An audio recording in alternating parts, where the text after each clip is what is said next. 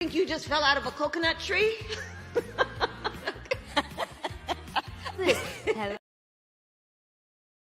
They're eating the dogs. They're eating the cats. Eat the cat. Eat the cat. They're eating the dogs. They're eating the cats. Eat the cat. Eat the cat. They're eating the cats. They're eating the dogs.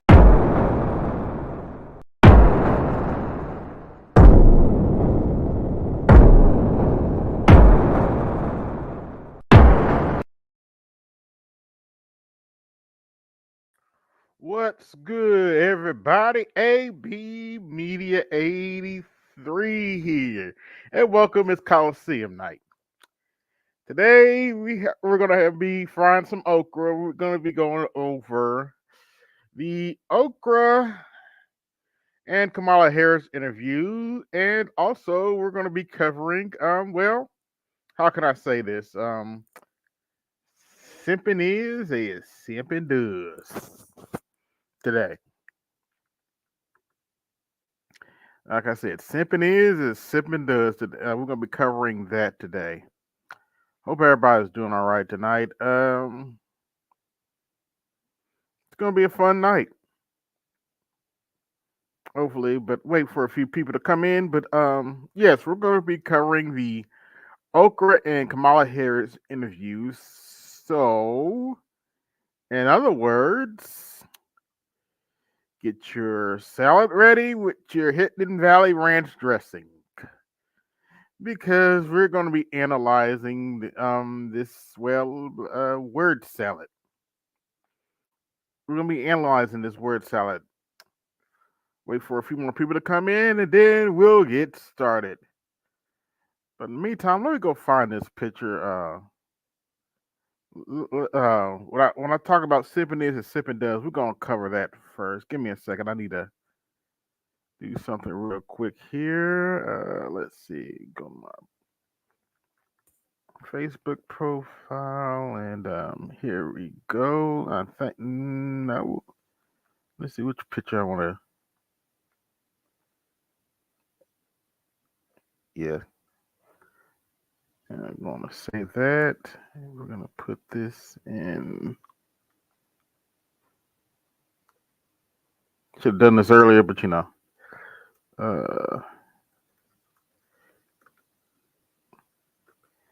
Sam Dyson 1.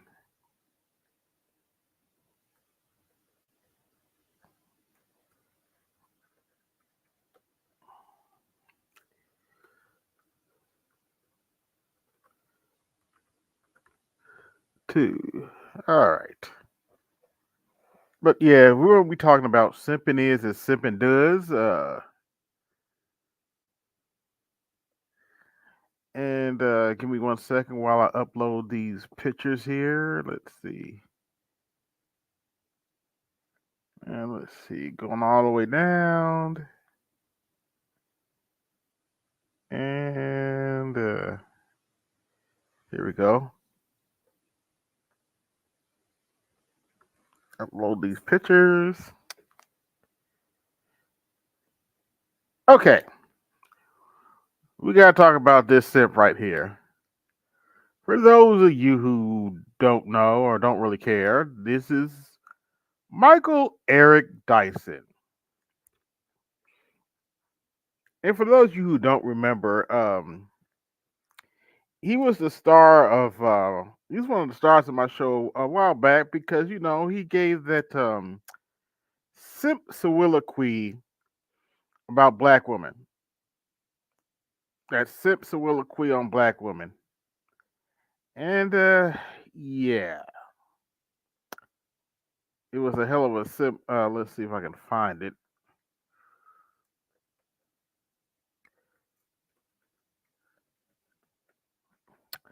But recently, Michael Eric Dyson got put in the congressional record. And I know what you're thinking. What did Michael Eric Dyson get put in congressional record for? Well, how can I say this? He pretty much got put in the record for being a simp.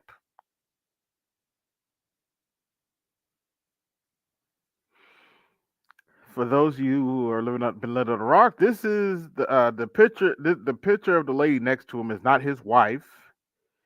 It's the picture of a congresswoman named Nancy Mace. And a few months ago, Michael Eric Dyson pretty much called this woman a racist because, well, she didn't pronounce Kamala's name right. She didn't pronounce Kamala's name right, so that's why Michael Eric Dyson went on that Simp soliloquy that I'm not playing anymore because it's that cringeworthy. Besides, trust and believe, what we're gonna be playing next is more than cringeworthy enough. But Nancy Mace in a congressional hearing a few days ago, put Michael Eric Dyson on blast for taking his picture with her right after he called her a racist.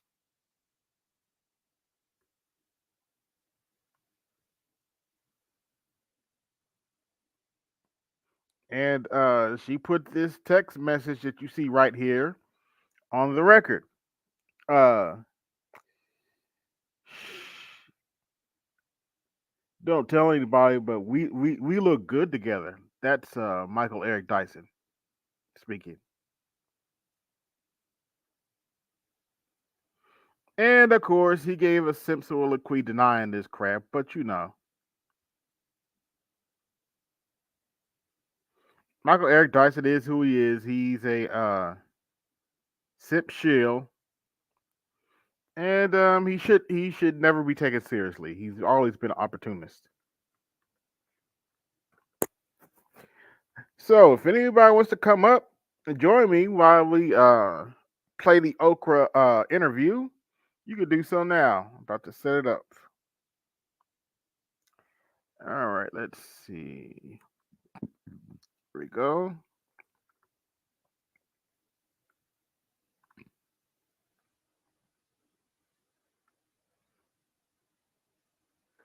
Actually, you know what? We're going to do the Forbes.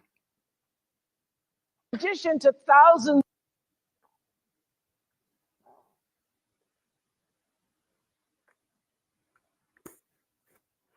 Just waiting for people to come up. But let's get it started.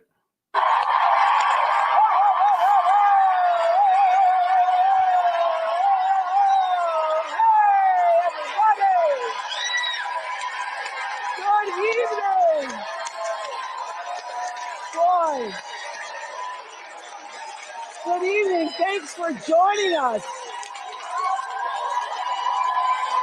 Thanks for joining us. Everybody on screen, thank you. Thanks for joining us for this very special event. Unite for America!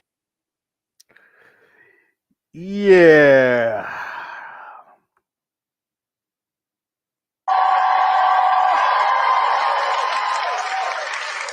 And that's exactly what we're doing live tonight, uniting from Farmington Hills in Oakland County, Michigan. We have 400 people in our audience and thousands more. Hello, all of you on screen. Hello, everybody on screen. Thousands more joining us on screen. And I am here because I care deeply about the future of our country. Yeah, unfortunately, Passport OG, we have to go through this bullshit. Peace, good brother Art Newstall. Yeah, we're gonna have to suffer through it. Maybe it'll help if we speed it up just a little bit. All right, let's go to country. And I know that all of you do too. You care about the future of our country. And we just saw on this tape this grassroots, people-powered movement behind Kamala Harris has unleashed a unifying force, unlike anything we've seen in politics in a very thing, because it means that there is a real feeling. That's the reason. I think she would make a great president.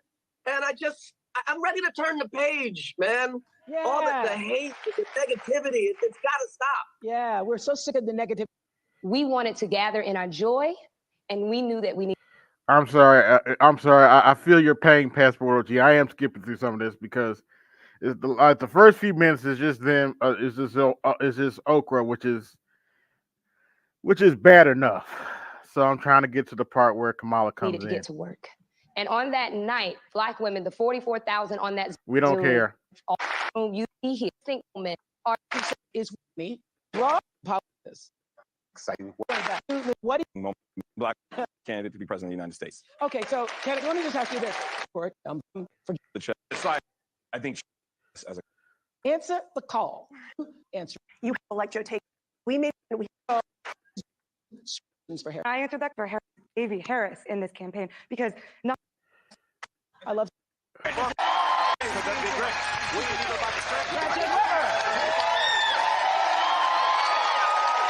Everybody. Well, this is like that. And make The White House. or a fellow parishioner, whomever in your life you can talk to.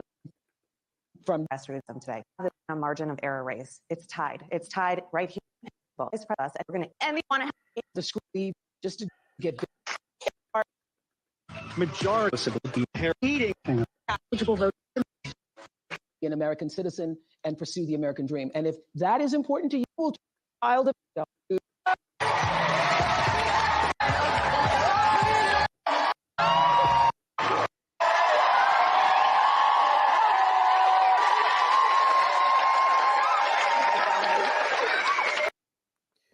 Yeah, I just saved you about 20 minutes of So welcome. hello.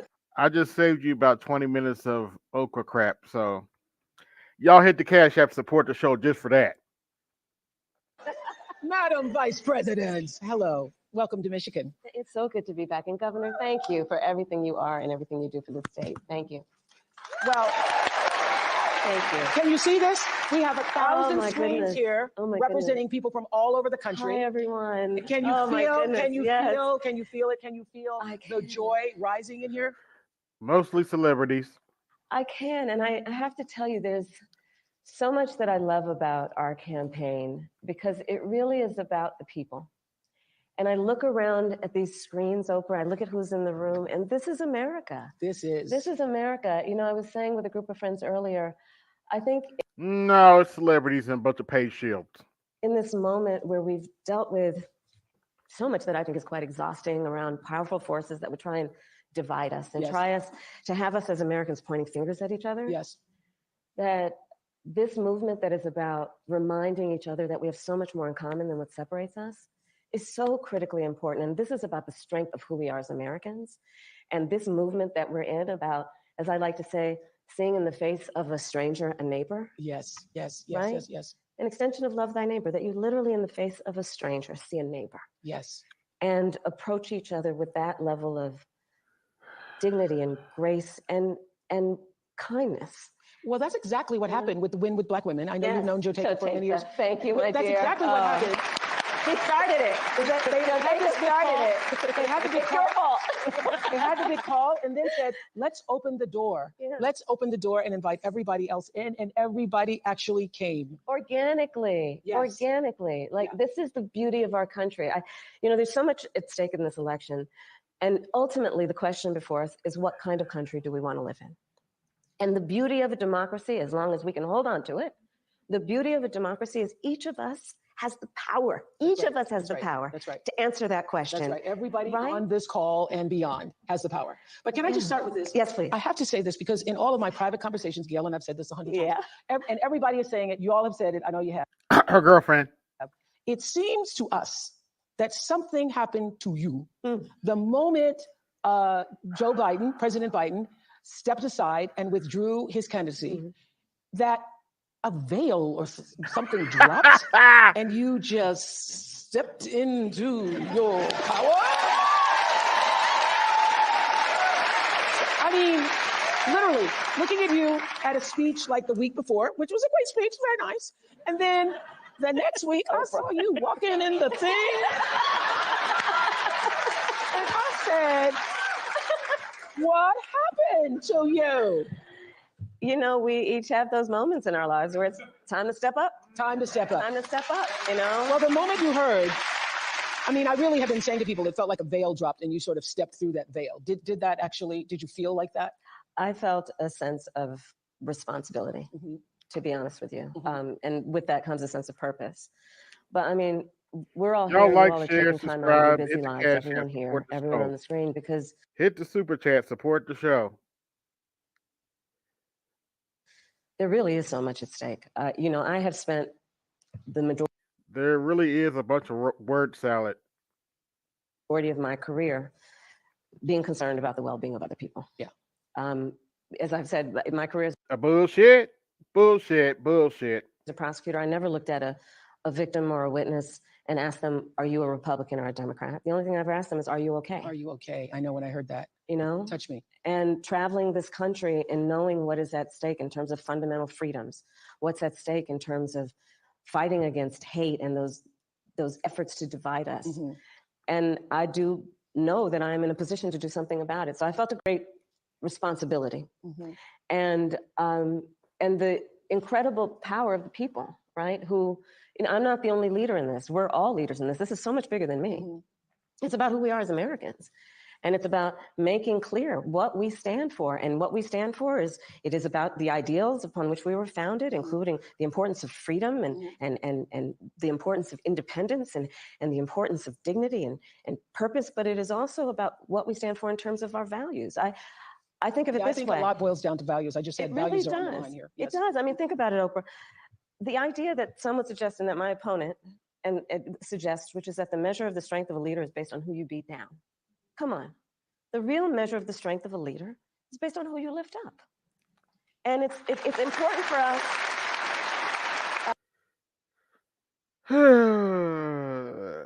Before I forget, this program was brought to you by Sweet Sassy Rollin' Vote Blue Juice, blue sauce. Now with extra sassy blue juice.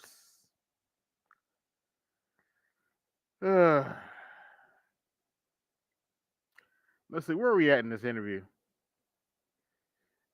Oh, gosh. All right. Absolutely. And Articulate that. You know, ever since the debate, we feel for our fellow citizens in Springfield. Do you not think about the fellow citizens? Speaking of the debate, Kamala Harris has announced today that she wants to do a debate in October. And so far, Trump has said nope. No to the debate, which I don't have a problem with because Kamala Harris didn't do. There was supposed to be a Fox News debate, and Kamala Harris declined. So it is what it is. In Springfield, Ohio, the Haitian families, the non-Haitian families, everybody having to deal with this lie that has endangered the lives of Haitian people and anybody who looks Haitian. Everybody in America feels for that. And everybody in America, left, right, middle, has concerns about immigration. Yeah. And I'm told that Justin, where are you in the audience? Justin. Hello. In our audience. Hello, Madam Vice President. You live in Michigan. Yes, ma'am. Don't you love saying hello, Madam Vice President? I do. What's your question? It's an immigration question. Question for you is, when you become president, what would be your specific steps? Yeah, of course. What would be your specific steps to strengthening the border? So it's a wonderful and important question. You know, my background was as a prosecutor, and I was also the elected attorney general for 2 terms of a border state. So this is not a theoretical issue for me. This is something I've actually worked on. Okay. I have prosecuted transnational criminal organizations for the trafficking of guns, drugs, and human beings. I take very seriously the importance of having a secure border and ensuring the safety of the American people. Sadly, where we are now can be traced most recently back to the fact that when the United States Congress, members of the Congress, including some of the most conservative Republicans, came up with a border security bill. And here's what that border security bill would have done. It would have put 1,500 more border agents at the border. Let me tell you, those border agents. Y'all like, share, subscribe, hit the Cash App, support the show, hit the Super Chat, support the show. Are working around the clock. It would have just been about giving them some support and relief. which is probably why the border agents actually endorsed the bill. It would have allowed us to stem the flow of fentanyl. And I'm looking at people from all over the country here. So I don't need to tell the folks who are watching this what fentanyl has done to families, to kids in our country, and the need to take seriously stemming the flow coming into our country and addressing that extraordinary and tragic issue in terms of its effect. The bill would have allowed us to have more resources to prosecute transnational criminal organizations. And it would have been part of the solution. And Donald Trump called up those folks and said, don't put that bill on the floor for a vote. He blocked the bill, and you know why? Lying, but let's continue. Because he'd prefer to run on a problem instead of fixing a problem. And he has put his personal political security before border security. Because understand, even in the intervening months, what that bill would have done to give support to folks who care about this issue. And this again gets to the point about what does leadership really look like? And is it about you, or is it? So basically you're saying, by saying Donald Trump stopped the bill, that he has more power as a former sitting president as the current vice president and president has. I mean, and you think that's a flex?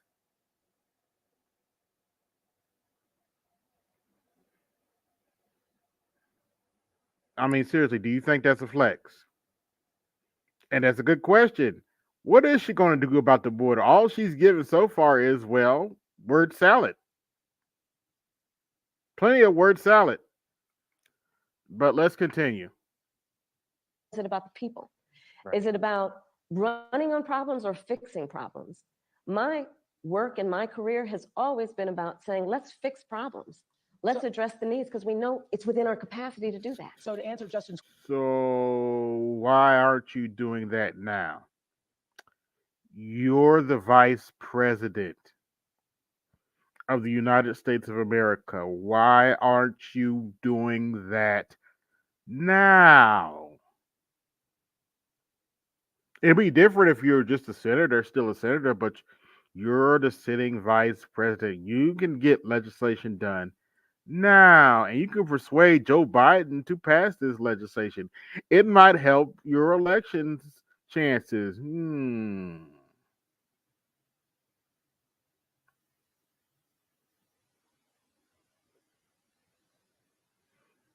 Yeah, she basically just talking about Trump had more power than she ever did, and that is why some voters now are saying that she's weak. And I agree. A former sitting president has more power than you do, but you want to be the president and be the one that has to talk to Vladimir Putin and Xi Jinping. Okay. question, now that that bill has gone and hasn't passed, will you reintroduce that? Absolutely. And when I am elected president of the United States, I will make sure that bill gets to my desk and I will sign it into law. Let's address, is it about the people? Right. Is it about running on? Now, I need to replay this part because this is the big part that everybody's been talking about. Notice that she was speaking so much word salad with Hidden Valley Ranch that Okra herself had to interrupt her to make her answer the question. Problems or fixing problems. My work and my career has always been about saying, let's fix problems. Let's address the needs, because we know it's within our capacity to do that. So to answer Justin's question, now that See?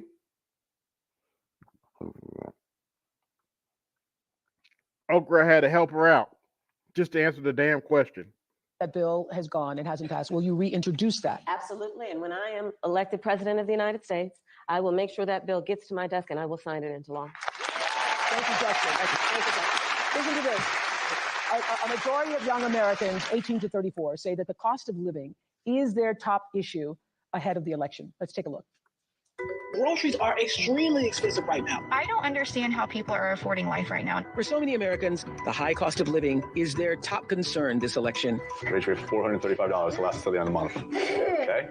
What? In Philadelphia, Rachel and Garrett say they have to watch every penny. When I think of middle class, All right. J. Will says Kamala is basically Ronald Reagan 2.0. His amnesty program is the same as hers. If she wins, we will get another crime bill that will devastate us. Pretty much, yeah. And don't forget, she's a quote unquote prosecutor. So let's not forget that fact. I think about people who are able to just get up and go and do things within their means and like not extravagant things, but be able to get up and go to dinner whenever they want, or maybe take that trip, that long weekend trip. We don't have that luxury. By a long shot, her tax plan is phenomenal. No glaze. Kamala Harris just delivered her new economic plan, and boy, oh boy, is it good for small business owners. Holy shit, you guys, Kamala.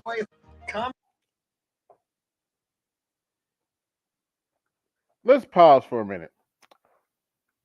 Look at that dude's eyes. Tell me what y'all see. Remember how I said that some of these Kamala Harris supporters are demon possessed? Look at that cat's eyes. Tell me what you see.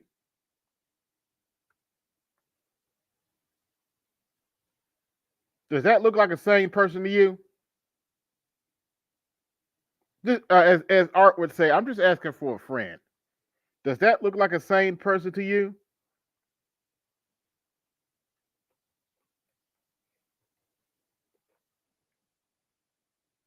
Let's continue.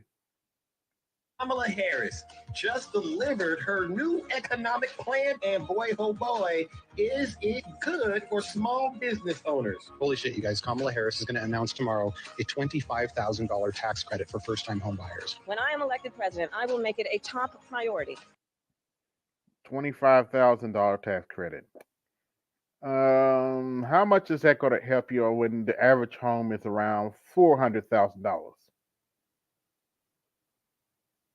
To bring down costs and increase economic security for all Americans. Well, Rachel and Garrett are joining us on Zoom from Pennsylvania, and I understand your sister and brother-in-law moved in, and you're hoping to save money to have a second child? That's right. Hi, Oprah. Hi, Madam Vice President. It's nice to be with you all. Yes. Hi. And so what did you want to say to the Vice President? So, Madam Vice President, we are, like many, many young Americans, just experiencing a very high cost of living. We ended up giving up our apartment, moving in with our parents, who were so gracious to take us in for over a year so that we could save money and ultimately buy a home. Oh, but when I listen to Butthurt Blues that come on here, the economy is doing so great, right? The economy is doing so well, right? This married couple had to move in with their parents. So the economy is doing really great, right? At least that's what they tell me.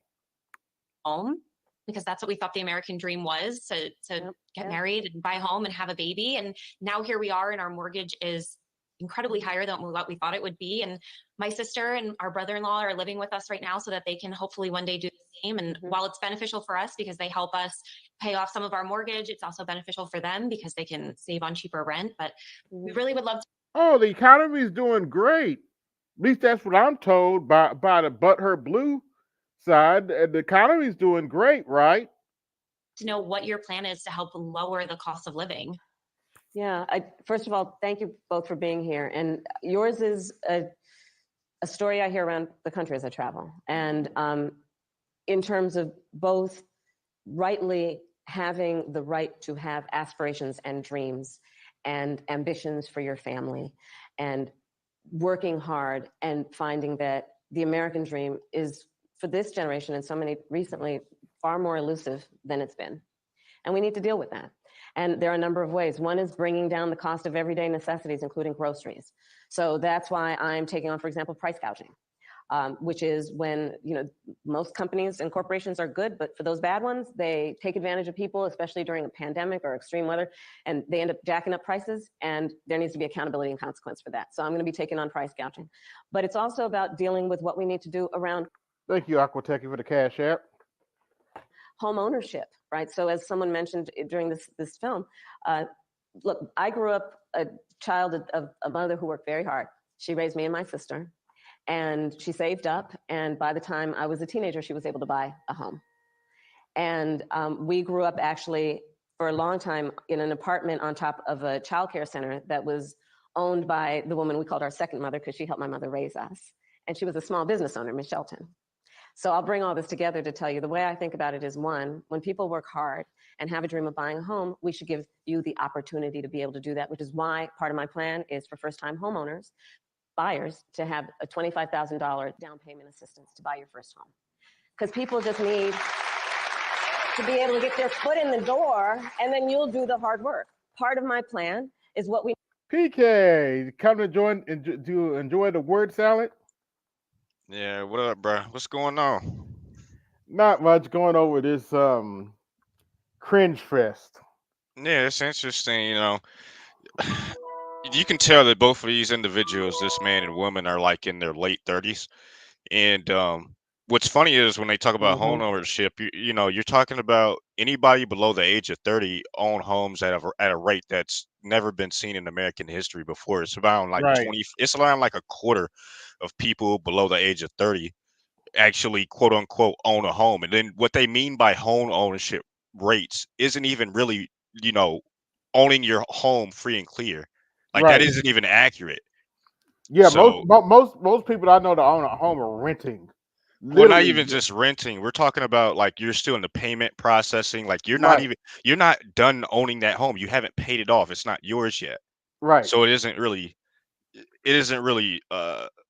a true statement to say that, you know, you're a homeowner until you're done paying for it. You know what I Right. mean? So it's disgusting, this whole discussion. Yeah. But let's continue.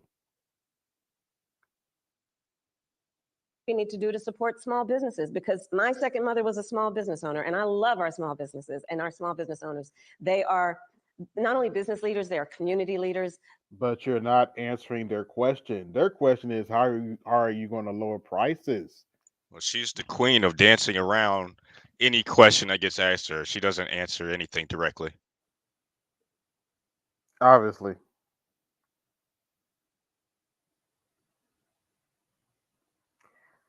Let's continue.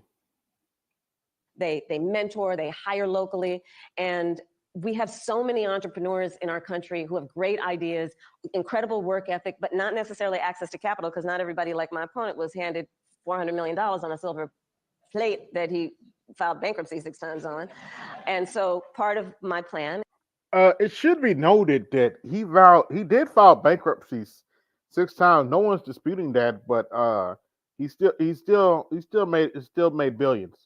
Well, something that's a lot of people that aren't in business don't know is that more often than not, when you're in business, there are very good reasons to file for bankruptcy. Exactly. And it doesn't always have to do with bankruptcy is a tool.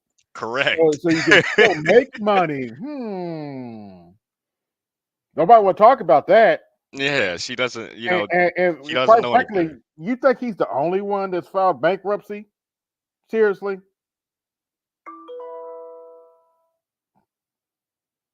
Is to give startup small businesses a $50,000 tax deduction to start up their small business. Right now it's $5,000. Nobody can start a small business with $5,000. So that's part of my plan. Notice she said it's a $50,000 tax reduction. Translation, you have to make $50,000 or more in the year to get the tax reduction. Most businesses don't make that kind of money their first 2 or 3 years. My number 2 is not here, so he can't really break it down for me even further. But most business people I talk to, you don't make that kind of money. So most small businesses wouldn't even qualify for what she's talking about. It's not even worth discussing. It's a empty proposal. That's what it is. Pretty much, yes. That's a teeny tiny business. That's a business in teeny tiny business. It's a concept of a business, right? Yes. You know where I'm going. That's right. And it's still on paper with the $5,000. It just hasn't happened, right? Part of the. How about that? I spoke his name and he appears. Beetlejuice. Yes, What's sir. going on, number two? Yeah, everything's good. How y'all doing? All right, I was speaking on her so-called $50,000 tax credit and pointing out that most businesses don't qualify for that tax credit because they don't make that kind of money. Well, you can explain it better than I can. I mean, right now, currently is at 5,000. One, it has to be qualified business expenses to startup expenses to begin with. Okay. And I mean, you can carry it over, but at 50,000, man, I mean, there aren't a lot of small businesses for the most part that needs that for the most part. I mean, she's just saying a lot of stuff, man. I mean, hey, if they get it through, fine. I mean, in this current environment that they created, and let's say they continue to be in office, things are just gonna get worse. So the right now everything's getting consolidated, and very few people understand this. Only the big boys, and especially the big boys who are winning, they're the only ones who are winning as we speak. That's why the stock market is strong. But small business, they're hurting right now. Regular folks right now, they're hurting. That's a fact. And because I just clicked in, right as when they were talking about the bankruptcy, what they don't clarify again, because people don't know shit about finance or business. There's a difference between filing bankruptcy with your business and personally filing bankruptcy. He's never personally filed bankruptcy. Yeah, there's a distinct difference. There is a difference. Yes. That's why they don't tell you the truth. They don't, or they don't tell you the whole truth. That's what really happened with him. Most people who start businesses, very few people are successful on their first try on their one business. I mean, it's minute. Yeah. Oh, the first thing they teach you in business classes is that 90% of businesses fail. Oh man, 3 to 5 years is a wrap. It's a wrap.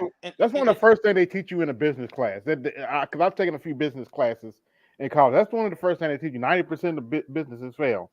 They say 80%, but the teacher's like, nah, it's close to 90. And then we're not even going to get into net profits and EBITDA, right? Not EBITDA, EBIT, right? Because when you really break the shit down, how many corporations, registered corporations, actually make money? I'm talking about, I'll be real nice. Who even make $1 million plus in revenue? And then we go 10 plus million in revenue, 50, 100 plus. It gets grim, bro. This is why I always say most people, including business, are not making the money people really thinking that they're making, man. This 1%, there's a world of a difference in terms of people, individuals, and corporations who are in the top 10, top 5, top 1, top 0.1, 0.01, 0.001. Those are all worlds apart. Every single last one of those categories I just mentioned, they're worlds apart, bro. Different worlds. Yep. Salute to Dr. Dunbar in the chat. Let's continue. To speak to you guys and your family and your dreams is what we need to do around giving middle-class families tax breaks. And so part of my plan is also to extend and expand the child tax credit to $6,000 so that you can, in the first year. An idea you got from JD Vance. Of your child's life, have the resources to be able to buy a crib and a car seat and clothes for your baby, knowing that's such an extraordinarily important time in their development, and you shouldn't have to worry about how you're going to take care of their basic needs. All of this and more is part of what I plan to build, and I call it an opportunity economy. And it's basically about... Dr. Dunbar mentions to me, you think she got the idea from opportunity zones? I think that was actually a direct, like steal from Trump's proposal. Yeah, I believe so. There's a reason why they didn't touch Trump's taxes, and they are scheduled to expire next year. There's a reason why.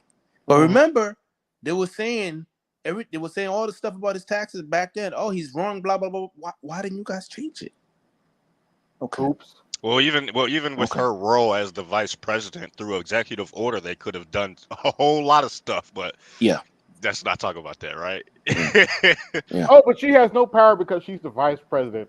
Not to mention she has power in the Senate because the Senate, has that small majority, so she has power there too. So why aren't you making the changes that you're talking about? Why are you talking about on day one on to make changes? You can make changes now. It's called political pressure. Creating opportunities, knowing so many people have the ambition, have the aspirations, are working hard, but just need opportunity to reach their goals and their dreams. I saw you smiling with that $25,000 credit for the home. I saw that smile on your face and the $6,000. Thank you all so much. I want to just introduce you to Shelby, who's also in our virtual audience. Thank you. I have a question. Shelby from Virginia. Yeah. And this is just a question, and you and Saucy can answer it. What good is $25,000 going to do for a person on basically lower or middle income people in a major city? It's called hope. That's all she's selling. All she's selling is hope. They're not telling the truth or the whole truth. Okay? They're saying inflation is this rate. Yes, the rate at which inflation is increasing, yes, has decreased. But have the prices gone down? That's what they're not saying. That's what people aren't asking them. The answer is no. So if the prices aren't going down and incomes on average or even at the median aren't even keeping pace with the inflation rate, dude, you are behind. This is 101, bruh. This is finance 101. So to answer, does that mean that it won't do much?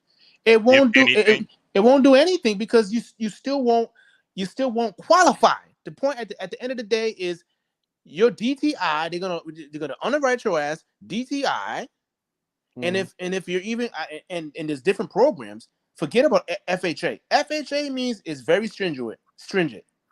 If it's anybody else, your DTI, yeah, they may raise your DTI higher, but guess what that means?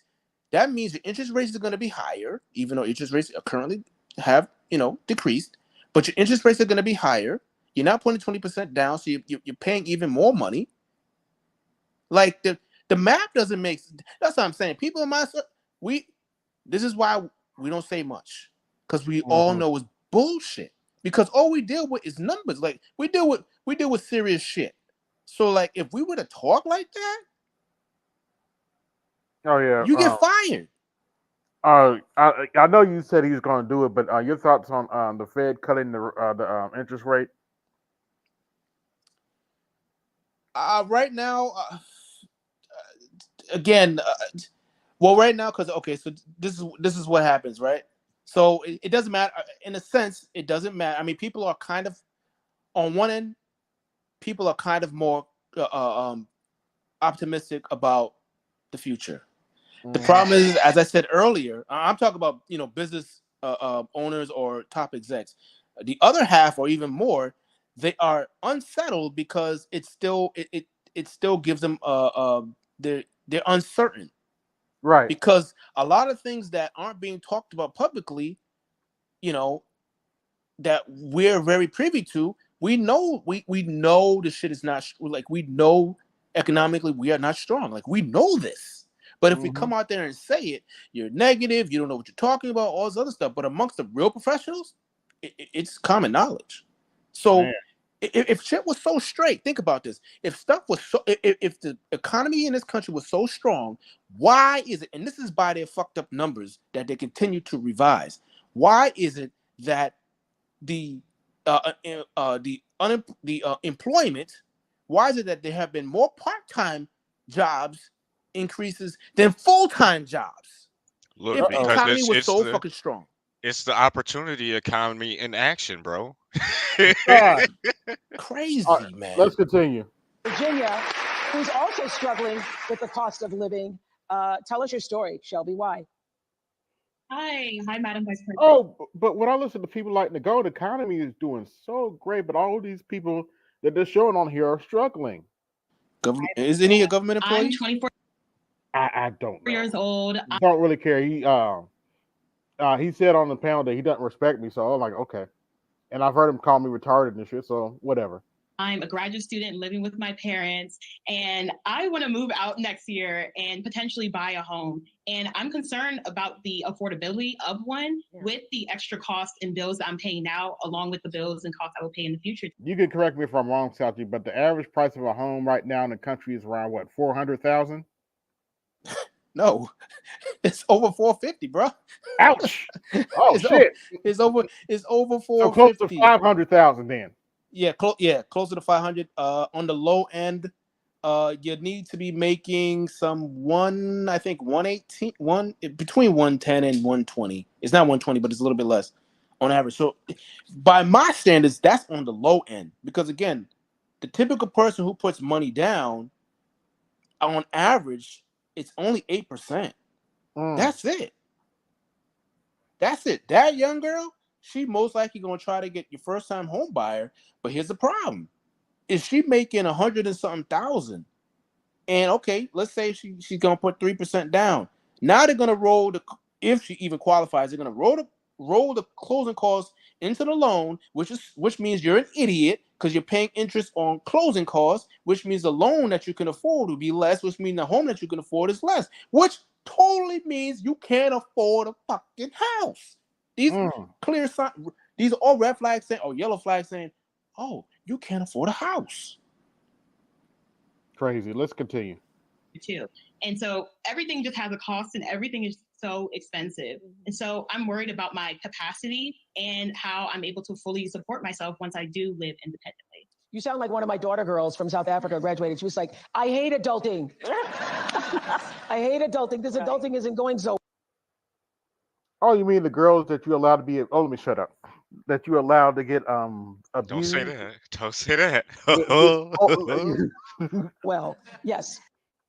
Well, you mean the girls that you allowed to get quote unquote touched over in South Africa? Oh, okay. So first of all, congratulations on all the success you've already achieved. And it is your story and the story of our friends before you is really, that's the American story, right? You are working hard, you have goals, you have ambitions. And so part of it is, again, the $25,000 down payment assistance. Part of it is what we need to do to also push back against a very different vision for our country. Because look, in this election, there's two very different visions for our country. One, for me, that is focused on the future, including you, and another that is focused on the past. What Donald Trump, what my opponent plans on doing for the economy is doing what he did the last time he was president and giving another tax break. You notice something right now that I'm hearing with her in particular with this current question? She totally dodged the question and started to attack Donald Trump like this is still the debate. Like she asked you a question. Yeah, all of you guys haven't heard. She wants to debate Donald Trump again in late October on CNN. I mean, that's all good and fine, but if this is supposed to be some sort of town hall conversation or interview amongst the people, right? And people are asking you questions, and instead of answering the questions, you decide to obfuscate instead of directly answering or even, giving a vague answer and attacking your opponent who isn't even here. Right. It's kind of lazy. Well, remember who the audience are. They're pedestrians. So that shit works. You gotta remember, she has no real solutions. Nobody has ever said, no. What are you gonna do? I don't want to hear about Donald Trump. What are you gonna do? That 25,000 bullshit she talks about is going to. How the fuck can you do that when you're giving away money to migrants in other countries to keep your wars going? Who's gonna pay for that shit? Taxpayers. Where you gonna get the money from? A It's deficit. not gonna appear out of air. He's gonna do what he did with the economy. Had the energy lowered than what it was before. Oh, also notice how when she starts talking about medical stuff, right? She always talks about like pills. The prices of pills went down. Okay, but your medical premiums went up. What are you talking about? You're still getting fucked over. It's even worse. All right. that would add $5 trillion to our deficit. And get this, he plans on doing what I call a Trump sales tax, which is basically he's going to put a 20% tax on everyday necessities that economists have estimated will cost the average American $4,000 more a year, which is why Goldman Sachs, which is why Moody's, which is why Wharton School of Business, which is why 16 Nobel laureates have collectively determined, after analyzing our plans, one, mine would strengthen the economy, his would weaken it. Two, that on his plan, he would actually blow up inflation and invite a recession by the middle of next year. So when you think about the cost of living, my approach is about lifting you up. His would be about actually weakening our economy. And I feel very strongly when an individual, when a small business, when a family, when the middle class is strong, America is strong. Amen. What the fuck are you talking about? Man, I want you to rewind this back to the original question, AB.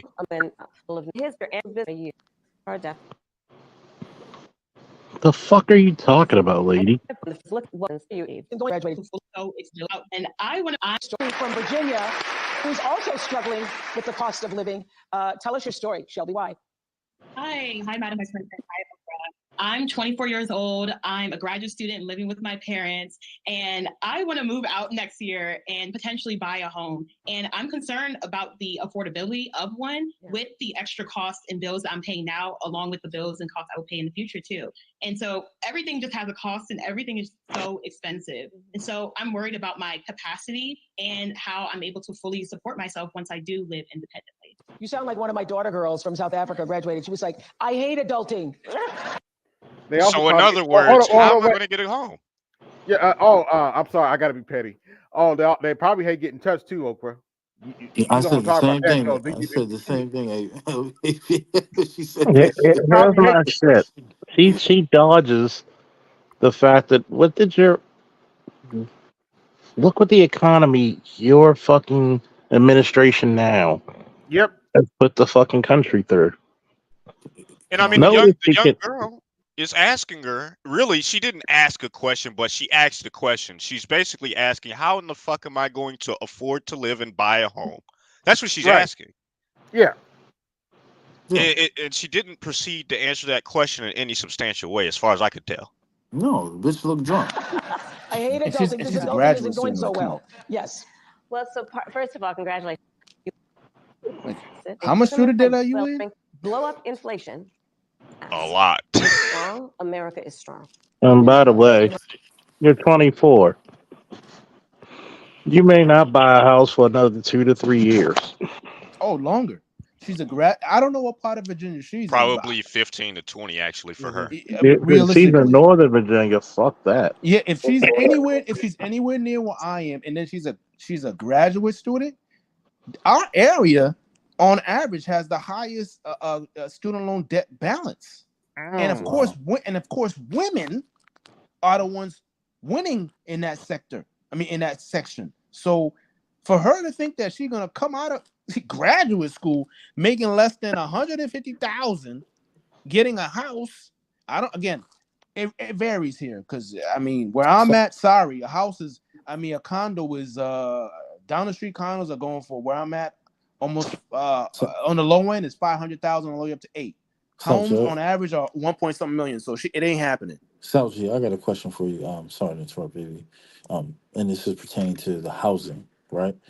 Now, correct me if I'm wrong. The mortgage deduction, isn't that capped? Yes.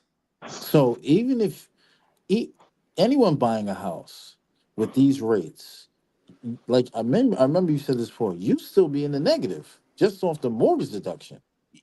It's just capped at 10 grand. Doesn't even fucking matter. It's nothing, because the only deduction you're getting off of the house you live in is the interest, your mortgage interest, not the mortgage interest, and your tax and your property taxes. So, I mean, it's pretty easy to hit that $10,000, especially where I'm at. Where I'm at, you're hitting that with the property taxes alone. So forget about mortgage interest.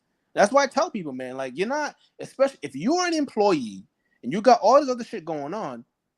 The tax code is there for people who are producers, who go out there and take risks, create jobs, all this other shit. If you're an employee, no. Thank you, Rachel. Strong. Now, before we continue, look at that young lady's face. She looked disappointed as hell. That's the face And of don't get me being wrong, I'm disappointed. not trying to pick on anybody here, but just look at that young lady's face. She didn't answer her question. Exactly. That's what's the point. That's why I asked you to go back.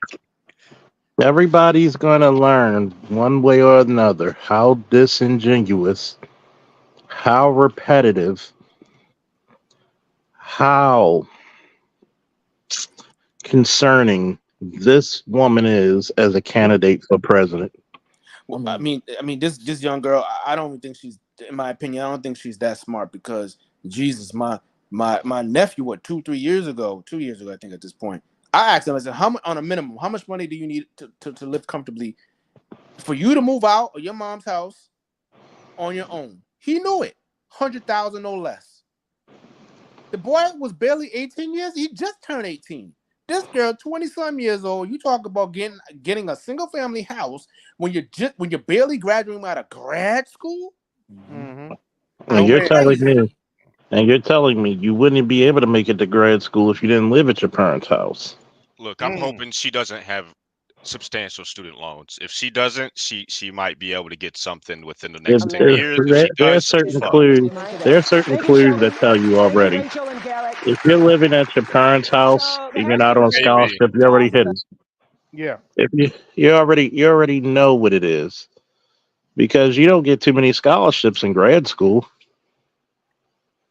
And here's the crazy part: you lived at your parents' house for a reason, because your parents are actually number one. It's rare to have them together, and you're black. Right. Yeah. And then two, unfortunately, they must make some good money because you don't sound like you're from the hood. Right. Yeah. So you're in a different stratosphere than what the average young black woman can go through. So those telltale signs. You're not going to live at she would have said, I live at my mom or my dad's house, not parents. But notice what she said. She's not talking about family, nothing else. She's your typical quote unquote progressive woman, right? They're doing everything backwards. They I'm gonna go out. about They get a lot of debt. They go get a house. Remember, I've seen their financials, bruh. Don't be confused with the facade, man. Most of these women, they don't have. I seen women make 100 and some 6 figures, bruh. I got 6 figures. The debt that they're in, the dumb shit that they're doing on average, bro. I'm telling you, this shit is not gonna end well for most of these women. It's just not. The Fighting for Reproductive Freedom bus tour to support the fundamental right for women to make decisions about our own bodies. Translation: the fundamental right to have an abortion. And here is I need to kill a baby. What about women like these two who never had children? That nobody thought was possible. I got rid of Roe v. Wade. After Roe v. Wade was overturned, Tennessee put forth a ban immediately that banned all abortion with no exceptions. Abortion bans are not pro-life. They are pro-poverty and pro-inequality. It's been over 2 years since a 5-4 ruling by the Supreme Court ended Roe versus Wade, the landmark case that provided nearly 50. I'm starting to see why she asked for a different debate, because this is not helping Kamala at all. Years of abortion rights But hold on for a minute, AB. They complain about telling what they can do with their bodies, but every man who needs a job had to sign up for selective service to get a job. So you tell us what to do with our bodies. Thank you. Oh, and on top of that, when they do, all taxes actually help to if you pay state taxes, you actually help to pay for Planned Parenthood, whether you like it or not. Comes out of your taxes. And here's another part. You want the right to decide if you can make me a father when I don't want to be, but yet if I want to keep the baby, you can keep that baby. You can have that abortion without my permission, even though you're carrying 50% of my genetic code. Well, I'll just add this, man. For anyone to want to know the truth, go straight to Planned Parenthood, because I went there. You look at their financials, and they actually tell you the truth. The majority of these women who are getting abortions, first and foremost, they're pill form. It is not about poverty, because the vast majority of women who get abortion, they are working class women, not They can't poor afford it. girls. They can't afford the child having a child right now. They can afford it. The vast majority of these women, but they market these young girls, these supposed young helpless girls, but statistically, that's not the truth. And then let's tell another truth that nobody wants to hear. They're getting the food stamps. They're getting the housing. Yeah. They're going to afford it one way or Many another. women and doctors say the limits on reproductive rights have forced them into unimaginable situations. These policies do not reflect evidence-based medical practice. They do not keep my patients safe. According to the gender equity policy, women who live in states where abortion is banned are up to 3 times more likely to die during pregnancy, during childbirth, or soon after giving birth. I nearly died, all because of Donald Trump's Supreme Court justices overturning Roe v. Wade. Well, So for the just to millions of you who watched the Democratic clarify National this, Convention, just you to will remember clarify this, Hadley. just for a quick second, there is indeed an issue currently in most states that have an abortion ban that unfortunately they are not always dealing with medical issues and allowing abortions because of that. However, that doesn't mean that we should then decide that we should have sweeping legislation on the federal level to allow it. I mean, it's already gone back to the fucking states. Let it be where it belongs. And I think that there should be, the quote unquote 3 exceptions, like Trump said. Yeah, that's the white girl problem. And also, it should be pointed out that Trump has pointed out himself that the abortion bans got overturned in red states already. So it's up to y'all if y'all want to vote it. If y'all want to change the law, ladies, it's up to y'all. Y'all outnumber us. As Trump has pointed out, this is a state issue. This should not be a federal issue. And most people, most Democrats and Republicans want it to be a state issue. So have at it. Incredibly powerful story. In case you didn't see it, here's just a brief look. Growing up, I was an all-American girl.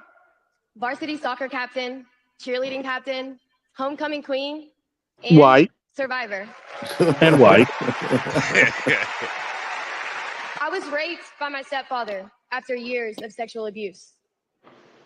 At age 12, I took my first pregnancy test, and it was positive. Hadley is here. Stand up, Hadley.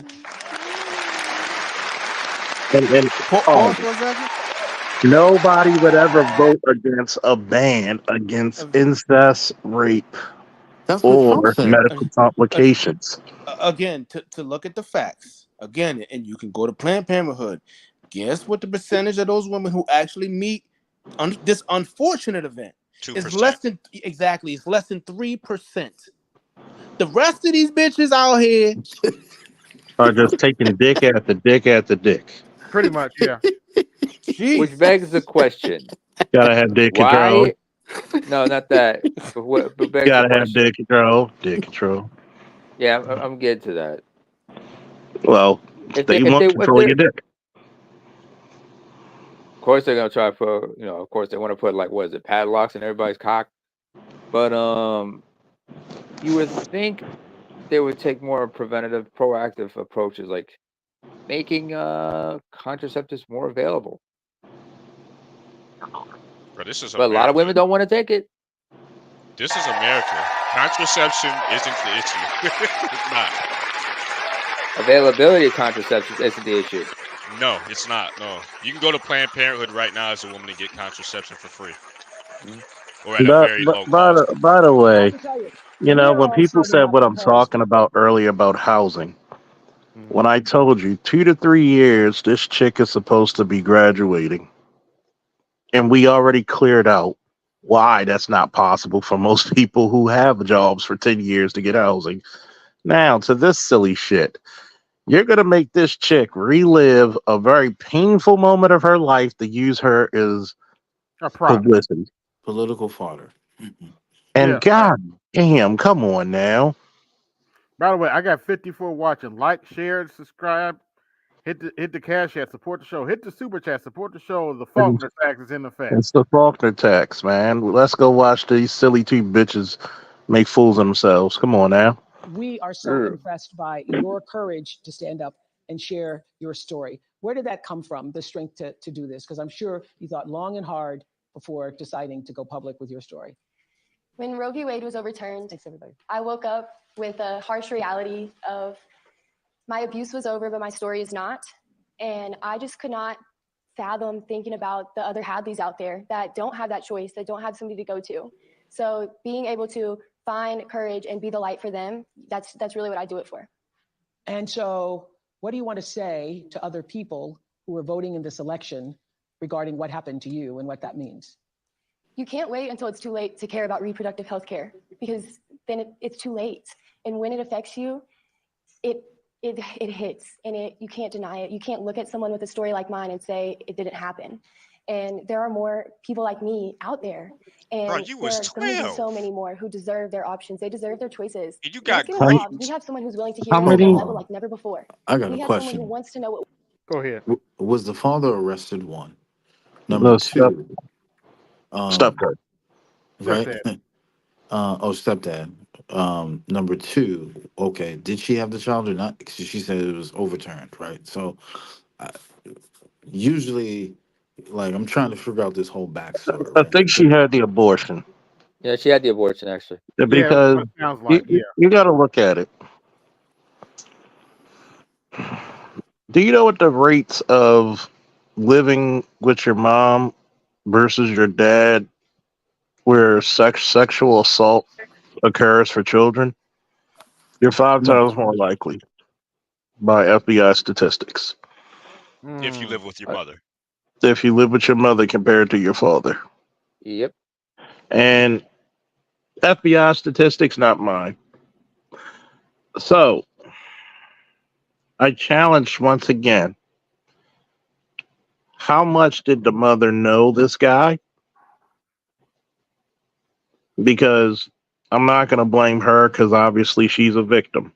Right. I'm really insulted for the fact that you're going to make her relive this shit and prop her up there to talk about abortion rights like this is going through house after house after house. Mm-hmm. When the majority of this shit is just reproductive irresponsibility, and they just need to talk flat out about that. If you really want reproductive rights, give men a pill that keeps them from, or some type of way to keep them from impregnating women. But remember, nobody talks about, she will never talk about child support. She will never talk, you never one time heard her talk about criminal justice reform. And then to use this poor lady going through one of the most horrendous things in her life just for this political propaganda, shameful. Go ahead, Avery. What we want in this country. We have someone who wants to lift up our voice, and we need to show out and show up for her just like she's showing out and showing up for us. All right. There's something you wanted to say to Madam Vice President. Madam Vice President, I just want to say thank you. Thank you for seeing us, for hearing us when the Supreme Court won't. Thank you for fighting and, really showing us that life is not about the hard. Yo, she's a paid actor, by the way. But anyway.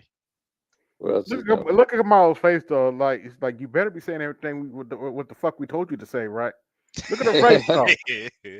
Like, bitch, you better actress than me. Shit, I can barely remember this shit. Hard things that you go through. You don't bow down. I mean, just look at the body language. I'm just saying, just like, yeah, you saying everything you're supposed to say. Yeah. Even when Wait, run that back. What did she say? you're the underdog, especially when you're the underdog. Right. You stand up and you stand tall, and Okay, you give me that's so right. much hope and so much strength. And thank you. Thank you, Hadley, for coming all this way. I hope you continue to use your voice. I hope you continue that. This week, the case of a young woman who lost her life after the abortion ban took place in Georgia made national headlines. Amber's case came to light through the reporting of journalist Kavitha Sarana with ProPublica. And so listen to her story. 2 years ago, 28-year-old Amber Nicole Thurman, a medical assistant and a single mother to a 6-year-old boy, found out she was pregnant. Amber had just secured her own apartment and was thinking about going to nursing school. She made the decision to terminate her pregnancy. A strict abortion ban had recently taken place in her home state of Georgia, which caused Amber to travel to North Carolina for the procedure. Traffic made her miss the appointment, so the clinic gave her medication, but are known as abortion pills. Once back home, Amber experienced profuse bleeding, vomiting, severe pain. She eventually passed out. Her boyfriend called for an ambulance. At the Georgia hospital, Amber's condition deteriorated quickly, In a rare occurrence, it was discovered her body had not expelled all the fetal tissue and an infection was spreading. Official Georgia State medical expert analysis of her case says Amber should have received a life-saving D&C, but doctors waited 20 hours before deciding to take her to surgery. Amber's blood pressure had taken a dive, her organs had started failing. In the operating room, her heart stopped. On the way to surgery, Amber's last words to her mother were, "Promise me you'll take care of my son." Amber's mother, Shanette, and older sister CJ and Andrika are here, and they wanted to be here tonight to speak out for the first time. Ms. Shanette, what do you want us to know? Let's take this thing. Let's take this into consideration, right? You had the abortion pills, right? Right. So you were going through. Here's the part where nobody's saying the loud part out loud. How dangerous abortions really are, whether pill form or medical utensils or vacuums used. Nobody ever talks about how medically dangerous abortions really are. Charles, you're making one grand mistake. You're talking about women being accountable. We don't do that here in America. So You know, Solgy, you know, Solgy, I gotta tell you something, man. Yeah, I gotta tell you something. You're making an even bigger mistake. I love you, but this is where you fucked up. You know where it is? Where? You forgot that common sense is so rare that it's a goddamn superpower. Yeah, that's true. That's true. Yeah. Instead of actually saying, because I'm going to tell you once again, the loud part is being quiet. 9 times out of 10, when she was having complications, she did not go right away. Yeah. Well, okay. I wonder when the date is. So basically, when you take an abortion pill, it breaks down the baby and you eject it. But one of the primary issues is even when they're getting stuck out and they're being ejected, you can have an arm still stuck in you. You can still have the baby's butt still stuck in you, and it continues to grow inside the womb without a brain, without a physical, whatever. If it's an arm, it continues to grow. And you can get infections because your water is already broken from the exiting of the fetus, the body parts of the fetus. So after the water is broken, your what is the back of the vagina called? The part that expands. I'm just brain farting. It's late. It's bad. You mean the cervix? Well, what's the ultimate point of where you're going, though? Go ahead. I have a better question. I have a better question. Because she's already had one child. Why didn't she give the child up for the adoption? I mean, all of this just screams to me a cautionary tale versus a tragedy. Because this should actually serve as a warning. Well, it is a tragedy. Do better. It is a tragedy. Don't get me wrong. This is a tragedy, and quite frankly, I don't know why they're blaming Trump for this. They need to be talking to the hospital because they waited. They're the ones that waited 20 hours. This is what the argument is. So her argument is, if we just lost you, I think. If you're dead, Leon, you gotta come back in because we just lost you. Leon, stop the bullshit. I did not want let's hear the family to know my pain. Go ahead. I wanted to go through in silence, but I realized that it was selfish. I want y'all to know Amber was not a statistic. She was loved by a family, a strong family, and we would have done whatever. And y'all need to be going after the hospital, not Trump. Well, hold on. This is disgusting. The fact that you would go up there and say something like that after your daughter has died when she could have had that baby, and if y'all really cared that goddamn much, then you could have took care of the baby. Right. Well, I think when I see this, I see a different. There's something that's being said to me that's a bit different. This whole imagery says that a man is not necessary in the family. Like, you got 3 women there. Clearly. You got 3 women there. This Right. woman already has a kid. She's pregnant. She's going through all of this stuff. No boyfriend in sight. And there's no one saying, if she had a loving boyfriend there, he's driving her from conception to decision to wherever she needs to go. But this Actually, they whole mentioned the homicide was boyfriend. like, he So didn't what even need to be happened? there. So what happened was she didn't have abortion rights in Texas. She went to North Carolina. She was like, she Georgia. took a pill, Georgia, whatever. She No, took she a was in North pill. Carolina. She took a pill and it gave her abortion. So your water breaks because the baby's exiting out of your vagina. So she still had parts of the baby in her, and she started getting infections. And so her cervix won't go down until the baby has fully exited the womb. And so she started getting infections. She Yeah, couldn't go to the hospital. She couldn't go to the hospital because those laws are against performing any procedure. yeah, And yeah. she wasn't going to make it back. Yeah, So she Leon. died. Let's go. Let's hear what the rest of they have to say. To get my baby, our baby, the help that she needed. When ProPublica came to my home, I pushed them away. No. But Kavithia, she was persistent. She said, it was something that you needed to know.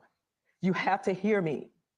Women around the world, people around the world need to know that this was preventable. 2 years later, after speaking with my daughters, because I lost strength, I lost hope, you're looking at a mother that is broken. Mm-hmm. The worst pain ever that a parent could ever feel. Her father and myself and the family, you're looking at it. Well, we appreciate so deeply you being here. And we're all watching you here. Where the hell's her father? Yeah, and I'm not trying Thoughts to and be. prayers. Don't get me wrong. I'm not trying to be insensitive here, but why didn't y'all adopt a baby? It's like everybody's saying, it's medical malpractice. Yeah, It's and I'm basically not what it is. trying to scapegoat the hospital at all, but this okay. We don't. First and foremost, we don't know the whole truth because, I mean, when you go through something like that, one, we don't know where she was in her pregnancy. We don't know what stage she was at, and Right. two, most likely they probably told her, or if she even told them that she isn't a resident of North Carolina, they probably would have told her, you need to stay here for who knows how long, just in case there are complications. Well, it's not medical malpractice because if the state creates a law to where she can't have abortions, they can't perform a procedure on her.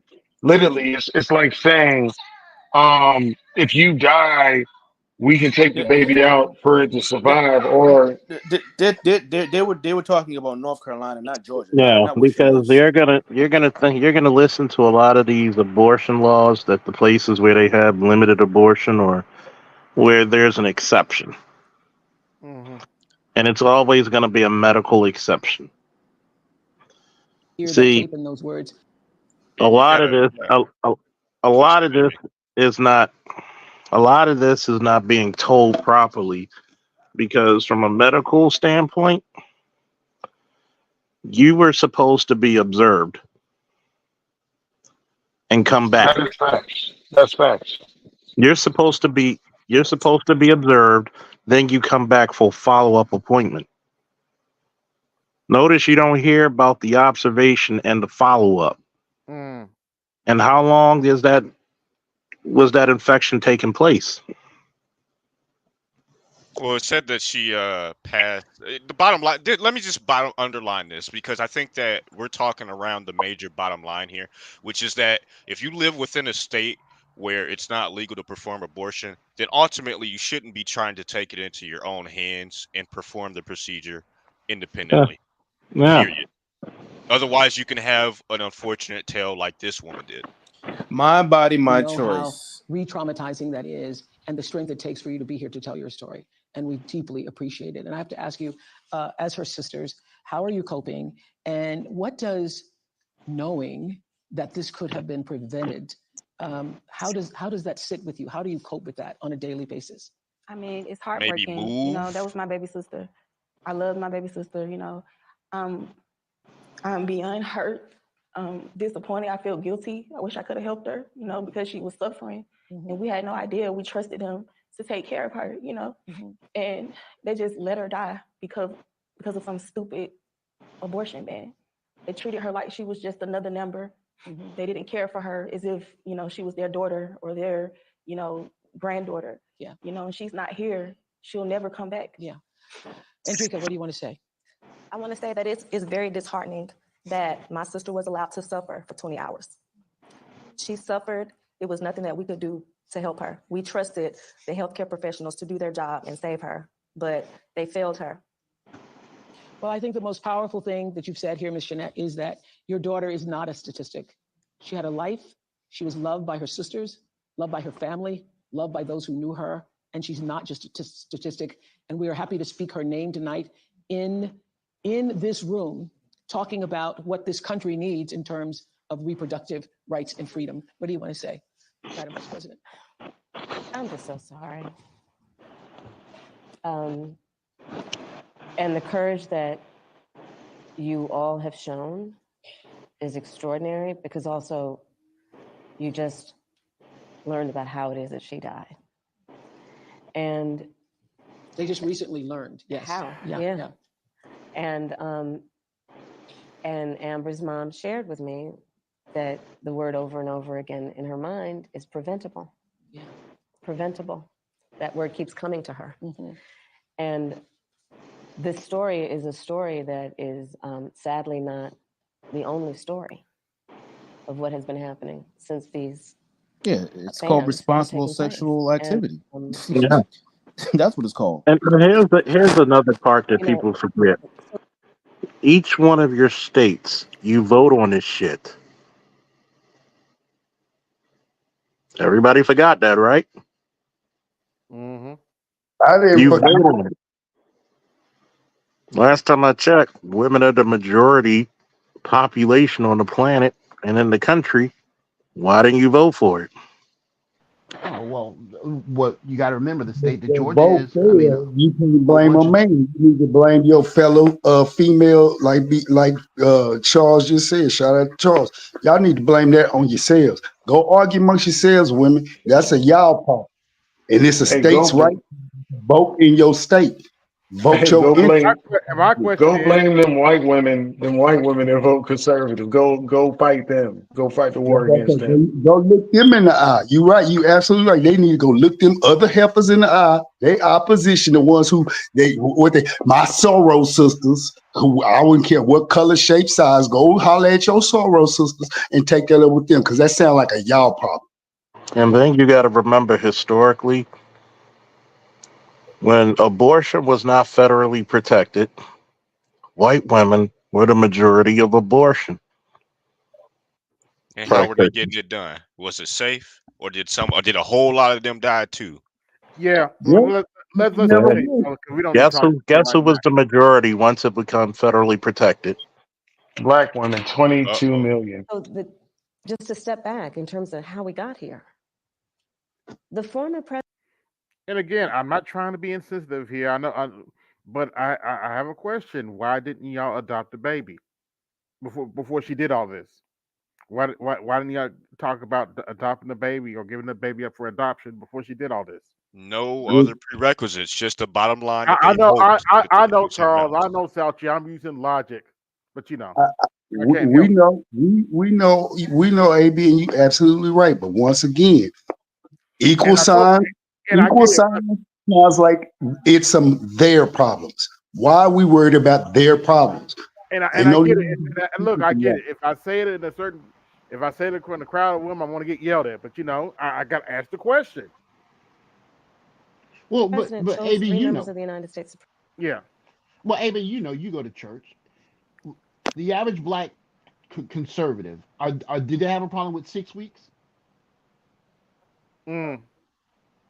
I'm saying the average person in the black church thinks 6 weeks is not a problem if you keep your hot pocket where it's supposed to be, right?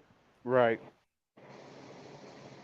And don't most black women in that situation, they always wait till the last minute. They go try to hold her. They try to play triple option with themselves. I'm gonna keep it. I'm gonna give it. I'm gonna keep it. I'm gonna pitch it. I'm gonna give it. I'm gonna give it. And they wait till the end. And they did as he intended, and in state after state, including yours, these abortion bans have been passed that criminalize healthcare providers. In a couple of states, prison for life, Oprah. Prison for life in a couple of states for a doctor or a nurse who provides healthcare. Yeah, it's called a population problem. That's why they're doing some of that stuff. And so it seems very apparent. Even when the mother's life is in danger. But see, here's the problem with that. Here's the problem with that. So is she on death's door before you actually decide to give her help? Mm-hmm. That's the problem. Is that what we're saying? Yeah. That you got to prove you're on death's like door. Like literally a doctor or a nurse has to say, she might die any minute. Better give Pause her now it, care. because otherwise I might go. It's called one is called the Hippocratic Oath. 2, they have a license. So if they have a license and obviously they pay insurance as well. So if they go against the state laws, any of that shit, that's their license, that's their insurance. It's gone. This is your whole career. Your life's It's over. gone. And that's what I'm saying. What happens if I have in the state of Maryland, right? If somebody's working for my company, which I have a dual license for security and private detective, which means I could do a lot of shit, anywhere from bounty hunting to executive protection, bails, bond, all kinds of shit. If somebody under my license has a use of force, I got 48 hours to notify in writing the state police. What would happen if I fail to do that part? You're hell lying. Oh, you are so fucked, bro. You're hell lying. You've been made an accomplice or an accessory to the crime in question. You're fucked. Your Because- insurance wouldn't protect you. Your corporation wouldn't protect you because you're going against the veil. Everything would just be straight up personal. So if you have any kind of personal assets and they see your ass, guess what? Yep. You're done. You're done. So you can imagine what it is when you have medical personnel with the licensing. And when you have the licensing, here's the question. How many things do we have to check, especially with a uterus and all the working parts of the womb? How many tests do we have to run before we even go into the surgery? And remember, before that, even after you do all that, you still have to contact insurance and the legal department to find out if it's even a procedure that won't land you in hot water. And by the way, let's leave out insurance and legal for a minute. Let's leave that out. How much testing do we have to go through to see the actual problem within the body? Sonogram. You can do sonogram, blood work, and piss, pretty much. And I then you also have understand, but specialists. we are literally kicking the can too far down the road. We need to circle all the way back to the beginning, to the simple point that they keep forgetting. And I was just about to ask AB, how many times have you heard Kamala and them up there acknowledge the fact and take ownership? They keep saying the federal abortion ban bill and this and that and the third. No, everybody knows who's logical and rational. This is what everybody knows. And you did not hear one time say, well, ma'am, this is a states' right issue. They have voted on it. And then so you ladies knew after that, it was a 2-year period. After the Supreme Court said, we banning it. And guess what? It's time for y'all to take it up with your states. Everybody who knows this is a states' right issue. We are literally kicking this can too far down the road. Let's get right back to the nitty gritty. Why aren't these politicians who are in sound mind and conscious and awake? No, why are they not speaking the truth and just telling these people? Y'all know we're not even finna be playing these semantic games with y'all. This is a states' rights issue, period. Take it up with your state. Vote your state, vote your issue with your state. But no, they're not doing that. They know good and well this is not a debatable issue they're supposed to even be talking about right now. Period. Life in some cases. Think about what we're doing in terms of saying that certain people who are in these state houses, and then starting with the former president of the United States, think they're in a better position than a doctor or a nurse to determine when their patient needs medical care. This literally, and Amber's story highlights the fact that among You can everything tell that her is she's wrong lying with like a these bans and what motherfucker. has happened in terms of Lying the through way her the work fucking is being teeth. Yeah, delayed, you it's a can't. healthcare crisis. It's a healthcare crisis that affects the patient and the profession. These are the What did same I, people. what These did are I the just same people who will now? tell you, first and foremost, is child support and child custody a federal issue or a state issue? Technically, State, it's a state, state state issue. all day. Both. It's state. It's a state Both. issue. So, if we have an issue, one of the biggest problems in the manosphere is unfair child custody and unfair child support, right? Mm-hmm. Can we argue that federally? Nope. No. It's So a state now it's issue. a state issue. Take it up with your goddamn governors. Take it up with your Story. And state Heather, you've senates. been so remarkable in telling your story and being so strong in the way you do it. And both of these stories really, I mean, the courage for it out of pain.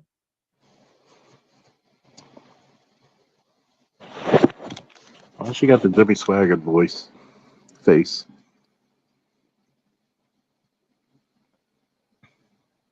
Trying to figure out why it stopped.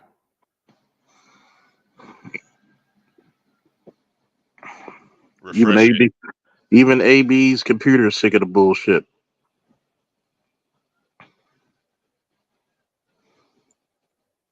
Night on screen, I see some faces I recognize. The worst pain ever. That I'm with that. So is she on death's door before you actually decide to give her help? then to go to her and say, you've got to come to our house. Yeah, and she came to stay with us. I called my mother. She came to stay with us. And the idea that these same legislators who would be saying, you know, criminalize healthcare providers are also saying that after a person's body has been violated, that they have no right to make a decision about what happens to their body next. That is a fucking lie. Yeah, Trump said on stage that he believes in the exceptions of, you know, rape, incest, and you know. That's immoral. Yeah. No, it's an immoral lie like that, Kamala. I think it's not just immoral. But The more she speaks, the more I we're able to just don't dissect like believe everyone that else. those legislators, that the government has a right to be in your womb. They have no right to be in your womb with decisions. One of the reasons why they gave it back to the states. But y'all don't We want to keep argue about that. Well, remember, you're using tax feelings. dollars, federal, well, state. Well, no, In some you're cases, robbing federal, everyone's state, pockets. in state, you're using other people's money. Not in all cases, but in these cases, apparently that they're bringing up. That's why. Again, people don't understand what rights are. Rights can be given and taken. Yes. God damn.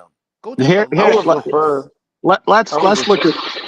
let's look at how law works real quick, right?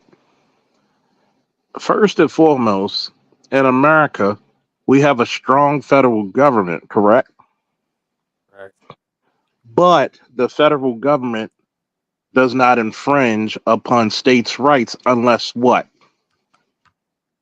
It's unconstitutional, which actually gives you stronger rights if it goes back to the state.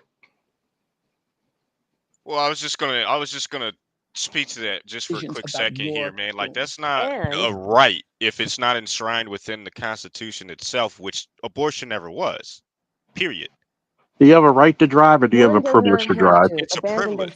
Yes, exactly. That's what rights are. Beliefs to agree. The government should not be telling her what to do. Absolutely. Stop lying. Right? If she chooses, she will talk with her priest, her pastor, her rabbi, her imam, but not the government telling her what's Right. in her book. You That's it. see the happiness somebody Hold forgot. on. Wait a minute.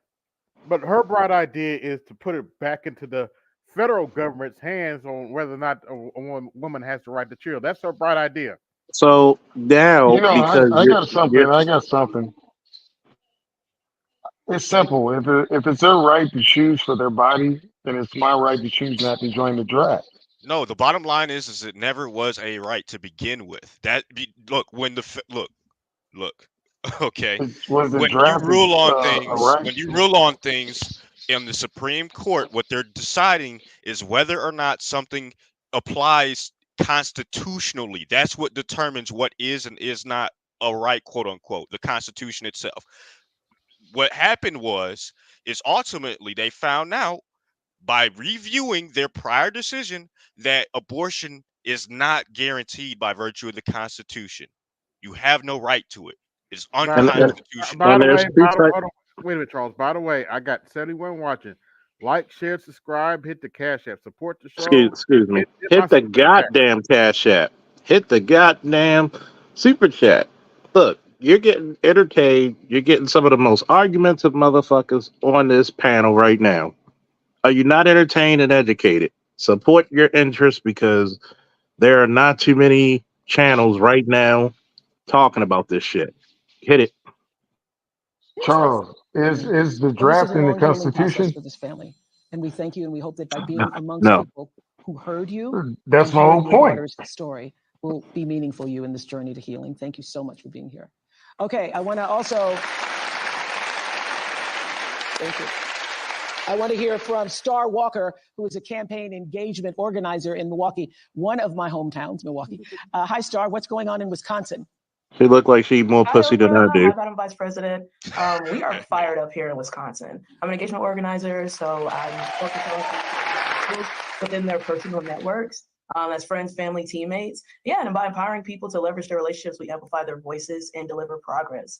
We're fired up, but we also know it's a razor-thin race. So just like in 2020, this is going to be won by a field margin. It's on us to roll up our sleeves and do the work. Let's make phone calls and knock on doors. Go to go.kamalaharris.com to join this people-powered movement. That way, when we look back, we won't just be remembering how we felt, we'll be remembering what we did. Woo! I love that. I love that. Y'all, I love that. That's a big If you takeaway. notice Because two we all feel things, a little right? good right If now, you notice but two it did what things, really right? mattered. I want you to notice how many different women are out there compared to men. Not one thing spoke about directly men's rights. There are friends of mine who have court orders, but the women refuse to follow the court order of seeing their children. When he asked the judge, how much time does it take to raise a child? This is the reason why this election is very important in your states. And I mean, black men need to vote their interests, not just vote their interests, but speak with their feet. Leon said it best, and I've said it many of times. Why can't I tell a woman what to do with her body, but you can tell me what to do with mine when it comes to selective service? Or wallet for that matter. And this is the reason why men need to all raise their right hand and grab your fucking balls, act like you got a pair, and say no. Well, Charles, this whole abortion thing, with what's going on around the world and domestically, this shit is at the fucking bottom. Yeah, it's bottom feeder shit. Because first and foremost, it's a luxury. Yes, it's a luxury. It's not a need. It's a well, obviously within those three exceptions, it's a luxury. So Yeah.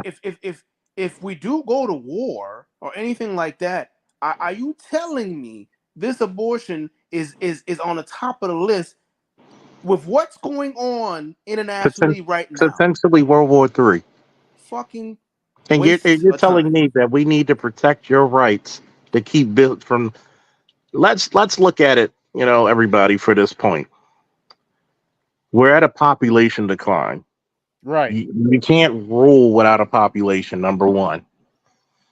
Number two, where do you get your army from? The citizens. The citizenry. Who pays into the taxes? Citizens. The younger, who citizens, pays especially into the younger ones. Who pays into the Social Security trust that is already underfunded? The Citizens. citizens, especially the younger ones. So if you're having a military issue with kids who don't have the brains and or aren't fit Or both. Exactly, And or both unable and who are can't not even get in there. reproductively What do you? responsible. I mean, what is abortion going to do for you? What are we going to You know what? do? What are we I'm gonna gonna do? say Thank you this so much, last Scar. part before I you see somebody else finish on the playing, screen. AB. Julia Roberts. I'm gonna say this last part. It's a damn shame that at 42 years old, and I'm considered an old soldier, that if World War III was gonna happen, they would probably call my ass back because they're scared of. It's a combination of not only just low birth rate, but also the pussification of the male, not just black males, but of the males of America. They're too scared, they're too infeminized to pull the trigger and do what needs to be done to protect our interests. Hi, Julia. Hi. Hi. I heard you were so excited you wanted to be here tonight. Why? Well, first of all, Oprah, thank you When for the fuck did hosting Julia this Roberts start because looking like a I fucking guess game if show I host? started at I know, right? I was like, dang, she did age like a motherfucker. God damn, That red hair is gone. Julia Roberts now looks like Steven Spielberg in drag. Close to age. She's like what, 60 something now? Yeah, she looked like Steven Spielberg in voting drag. club, it would be conversationalists for Kamala. Because to talk, to listen, to be heard, to have this back and forth is so unique Y'all hit my super in chat. this campaign to Man, beautiful, saying a wonderful whole Kamala lot Harris, without who saying I've a had the whole good lot of fortune of anything. knowing for many years.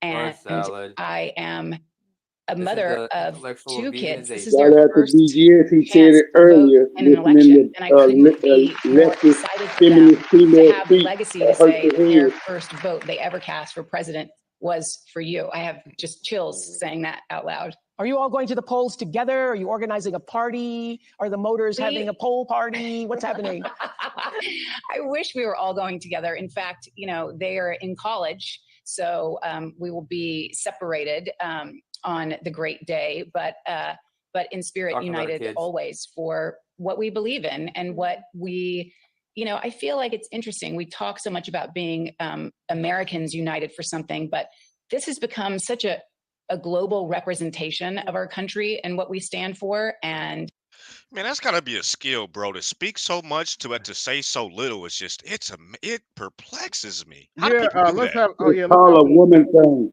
Yeah, let's have a little fun for a minute, fellas. Now, everybody knows I am no fan of Tila Mallory. With that being said, look at the difference between her sister and the Olsen twins right now. Big difference between them. I mean, well, first of all, the Olsen twins are a lot younger, are millennials, but a lot of plastic Wait. surgery and shit. Is that picture real? It's called drugs. Yeah, I was about to It's say. called drugs. I know they've aged, but I don't think they aged Substance like that. abuse. It could have been They alcohol. got that fentanyl patch. They got that fentanyl patch. No, it's that Ozempic shit, man. Not to mention, like, one of them suffers from God like, damn, eating that's when you disorder. got that's when you age in dog years. What the fuck? Like, god damn. Not to In mention, their case, it's called drugs. No, gentlemen, that's what you call too much Ozempic. that's that Ozempic shit. That's also one of them suffers from an eating disorder. She's got a Man, them history of that chicks been shit. skinny forever. They face though. They face. Sorortal. By the way, sorortal. They're not identical but fraternal twins. Yeah, let's continue. I get to travel internationally a lot, and I want people to say, "Oh, you're American," and not, "Oh, how's it going over They've there?" been saying that since 2001. So I want to get back to that space. Exactly. Thank you, Julia. Oh wait, Exactly. so I get her premise. Thank you. She's talking to the world on And hey, there's Tracy Ellis American Ross women coming up here. values. Tracy, now listen. If anybody should have a voting party, Oh, I this think it should be at nutcase. your house because you have great parties, girl. This 50-plus-year-old bisexual nut. I just want to say hi, hello, Madam Vice President. It's just an honor. I actually have never met you, which is crazy. And hi, Oprah. Wait, what did I miss? We just saw each other the other day. Okay. Oh, hi, Tracy. Hi. Hi, Oprah. How you doing? Hi, good. Why don't I see any men? Why don't I see any men in that audience? I keep Yeah, you watching the do. camera and Yeah, I you don't see do. They any. just, yeah, you do. They just took hormones. No, hold on. Wait a minute, Charles. It's a Charles, you know. safe space for Hold on. women, Wait, guys. Leon. Wait a minute. They're not men. They're males. Yeah, about that. You had to create safe Yeah. spaces for the women. This is exciting, though, isn't it? Joke Isn't free. it exciting? It's exciting. It's exciting because I believe in democracy. I believe in the future of our country, in reproductive freedom, bodily autonomy, women leading. I believe in decency. The I idea don't of leading believe in with joy being and decent. kindness has always been in my DNA, and I'm here I both for believe the in thirst seriousness of traps. this I believe election, in not getting the a man. joy with which it is being handled. It is stunning. If you And then believe in getting I a also dog and a really cat want to to die remind alone, everybody, it if you hasn't been believe in that. mentioned, but voting up and down the ballot is incredibly your freedom and your daily life are all the way up and down that ballot. You and Tila Mallory thirst trapping on Instagram is apparently very important to y'all too. So Tia, not Tila. Tia. I said Tia. Bro, don't you start with that shit with the Kamala bullshit. Nobody got time for that, bro. He said the name. Ballot people are policies, and we need the right people in all areas, all positions. And then I would like to say to you two women, thank you for what you represent, because as a 52-year-old childless woman Who can't get a man or keep a man. Oh, was that a big flex? 52-year-old single woman with no kids? Ooh, good flex, bitch. Mm-hmm. This bitch goofier than the mama. She used to be a 9, but now she's a let me shut up. She was a 9. See, that's you know what? Pause it. See, I could tell you dyslexic because that 9 you were looking at was not even a 6. It was a 3 with a little bit of dust on it. So you were I'm stopping. not talking about her now, but I'm talking about her in the younger days. And you only say that because from the neck down. You're not saying that from the head up. We all know that. You only saying that from the neck down. Yeah, you're right. Never mind. She got a that a complex, woman's you births guys. were Come on. measured in her baby count. I mean, shout out to all the amazing Y'all mothers. better remember who her mama is. Have been mothering Queen the of world and crazy. elevating culture as aunties, godmothers, teachers, mentors, sisters, and friends, and the list goes on. And you do not need to push out a baby to help push humanity forward. Amen to that. Thank you so much. really? Thank you so much. So another important issue this election is, of course, our I'm gonna safety. put a order 2 her. weeks ago, our country experienced yet another horrific school shooting. Watch this. 10:30 a.m. at Robb Elementary in Uvalde. The school is recognizing my 10-year-old daughter, Lexi, for receiving all A's. 30 minutes later, a gunman murders her, 18 classmates and 2 teachers. In the last 25 years, there have been 417 school shootings in the United States, and more than 383,000 students have experienced gun violence while at school. More children and adolescents are killed by guns each year than any. Hold on, wait a minute. But Kamala Harris wants to take the cops out of the schools. Anything else nationwide. Just 2 weeks ago, Appalachia High School in Winder, Georgia, became the latest area to face every parent's worst nightmare. Tonight, breaking news as we come on the air, the deadly high school shooting, 2 students and 2 teachers killed. Police and parents racing to the scene outside Atlanta. Oh my goodness. There is a shooting at my granddaughter's school. We had to drag our teacher's body into the classroom. We heard him take his last breath. We live in a country where 383,000 children have been exposed to gun violence. Now just sit with that number for a second. It's a number until it's your child. It's less than Colombia, This is not normal, less than y'all. Brazil, This less is than not normal, Ukraine. and this is not right. Other people in other countries do not have this issue. Other people in other countries. We, Americans, we have to go through much worse. Do better. We have to do better. We cannot continue to just settle for our thoughts and prayers. Lives are being destroyed. 15-year-old Natalie Griffith and her parents, Doug and Marilda, are You know here. what's so and fucking Natalie, we are wild to so me? sorry to know that you two have been added How to that you number. gonna? How do you because you do were in this? algebra class when you were shot twice. What? How do Bring you? victims. No. How do you jump from talking about abortion to then Yeah. trying to go to So how guns are you in tonight? schools and shootings? How does that Wait a work minute. exactly? Wait a minute. When you come out the womb, You don't count. It was But very once you're devastating out and the very womb, happy there's no such to thing as be late here term abortion. and to understand what happened because it was a terrible thing, and it should not have. Can you pause for a minute? Look at the optics here. The only men out there, the only people who consider men are white. And you have this And mulatto soft. kid. Yeah. And Sure, secondly, that's not a male sitting next to her. I'm sorry. that's her father. But what I Okay. want to mention is this. Let's get some straight. When people talk about these school shootings and everything, I remember Dave Chappelle said it best. Parents are always worried about school shooting, and they're all looking at each other because one of them is the parent of the shooter. And what races are most of the shooters? Anglo-Saxon. Where were you shot? Where were you I was physically shot, shot? right here on my shoulder and then around here, right wrist. I was right saying on that my wrist. 383,000 students in our country, the United States of America, have been exposed to violence. That same scene that you experienced in your school. Had you all been having, drills or preparation for what should happen? Should there be a shooting? We haven't. I've had intruder drills and fire drills and stuff. In my old schools, we've had a fire drill at Appalachia, but it was But you know what's one of the biggest indicators of school shootings?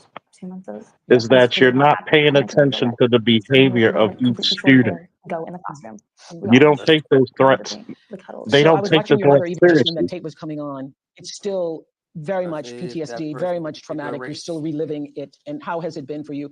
How were you notified that there was a shooting at the school? I don't care how much okra and canned gas like this And she called issue. me and she said, "Do you know This about the is shooting?" not a Second Amendment issue. This is a parents and school issue. Parents not paying attention to their kids, and just like Charles said, the school not paying attention to the signs neither. She They're goes to not the taking Appalachia. I said, nothing "No, I serious. don't." This And is then a she said there was a shooting at the Appalachia High School. My two-person heart just people dropped and my issue heart just problem got so between heavy the and I could school not, and the parents. I just like, I have to Y'all pick leave. I told my but you ain't coworkers, I taking gotta my go, I have to gun. leave. You ain't And taking the my first thing I gun. did is drop my knee on the floor and just I pray. I pray for my Stop gaslighting. for my work on the way to the school. I didn't get to the She's school. Brazilian. The mom's Brazilian. I had to leave my car at the gas station about maybe 2.5-3 miles. And I walked on foot and I ran because my heart was so heavy. I couldn't get to touch with my daughter. And I hear you have a message for people in power regarding guns now. I do.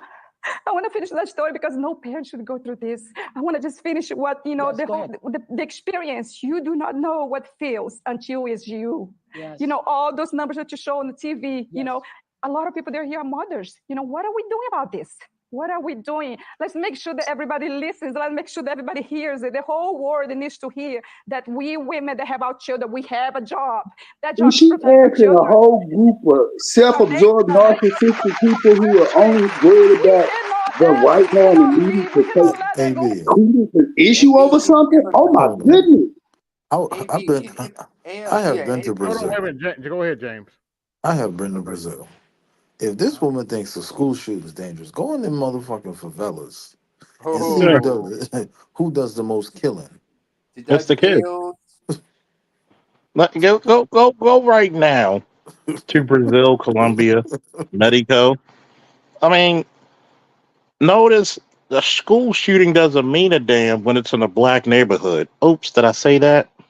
Ooh. But yet, let's look at Israel, for example, right? Oh yeah, let's bring it on. Bring it. Let's look at Israel, who had massive shootings in their schools historically, correct? Mm-hmm. Do you know the one thing they figured out? The shootings to the Palestinians. Oops, did I say that out loud? Go ahead. They figured out the teachers carried. They had school police. But these are the same motherfuckers that will put out there, no, I think it's dangerous if the teachers carry a gun. Mm-hmm. Why? Because you're scared, because you didn't raise your child with respect for an adult. About we need to take the police out of the schools. I'm like, okay. But here's another thing. How else are you going to protect children from a school shooter? Thoughts and prayers? Guess what? You got 200 million guns, and that's the ones we know about. Charles, Really, you probably have anywhere from 500 million. let me. When I hear shit like this, first of all, one, I'm glad I went to school where I went to. For example, when I went to elementary in KSA, it was an international school, and that motherfucker was highly secured. I remember it was high walls tipped with barbed wires around the entire Yeah, around the entire Neighbor, I'm area. sorry, but can we finish this? There's only about 20 more minutes of this bullshit. We have to stop it.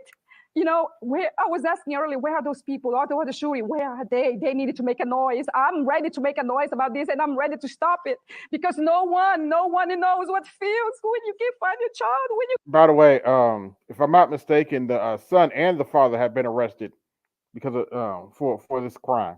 call her, just not answering. When I went through it, you know, it's just me that knows it. And I'm sure, I'm so sorry for those that lost, their children actually died. I can actually hug my child. My child is here, and I gave her all this praise to the Lord. Our Father in heaven saved my child. You know, but the other two mothers, they lost their kids, and the other teachers that died. You know, those people suffering like I'm suffering. I'm very sorry for them. I'm very sorry that they lost their loved ones. And you have a message for the people in power. Yes, the people in power. Let's make it a change. Let's make it happen. Let's make, let's just not hear about this. Who wants to just hear about this? We gotta change it. We gotta make it happen.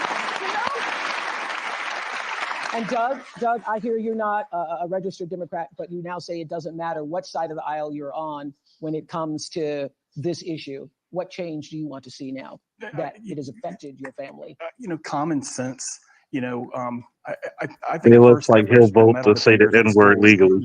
Make a budget, make a plan, and the people that say, "Well, we've never really done stuff like that before," I don't care. Like they didn't have metal detectors at airports at one time. They didn't have metal detectors at courthouses. I think that if a child knew that he would get caught, the likelihood of him trying. White people don't like metal detectors in their schools, but it's okay for black. Schools being hard, Yeah. I mean, I think that Doug has said it so eloquently, which is we just need to apply common sense. And look, I think for far too long on the issue of gun violence, Hidden Valley Ranch ready. Some people have been pushing a really false choice to suggest you're either in favor of the Second Amendment or you want to take everyone's guns away. I'm in favor of the Second Amendment, and I'm in favor of assault weapons bans, universal background checks, red flag laws.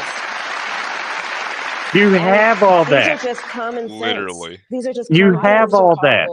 When Here's the bullshit of it real quick.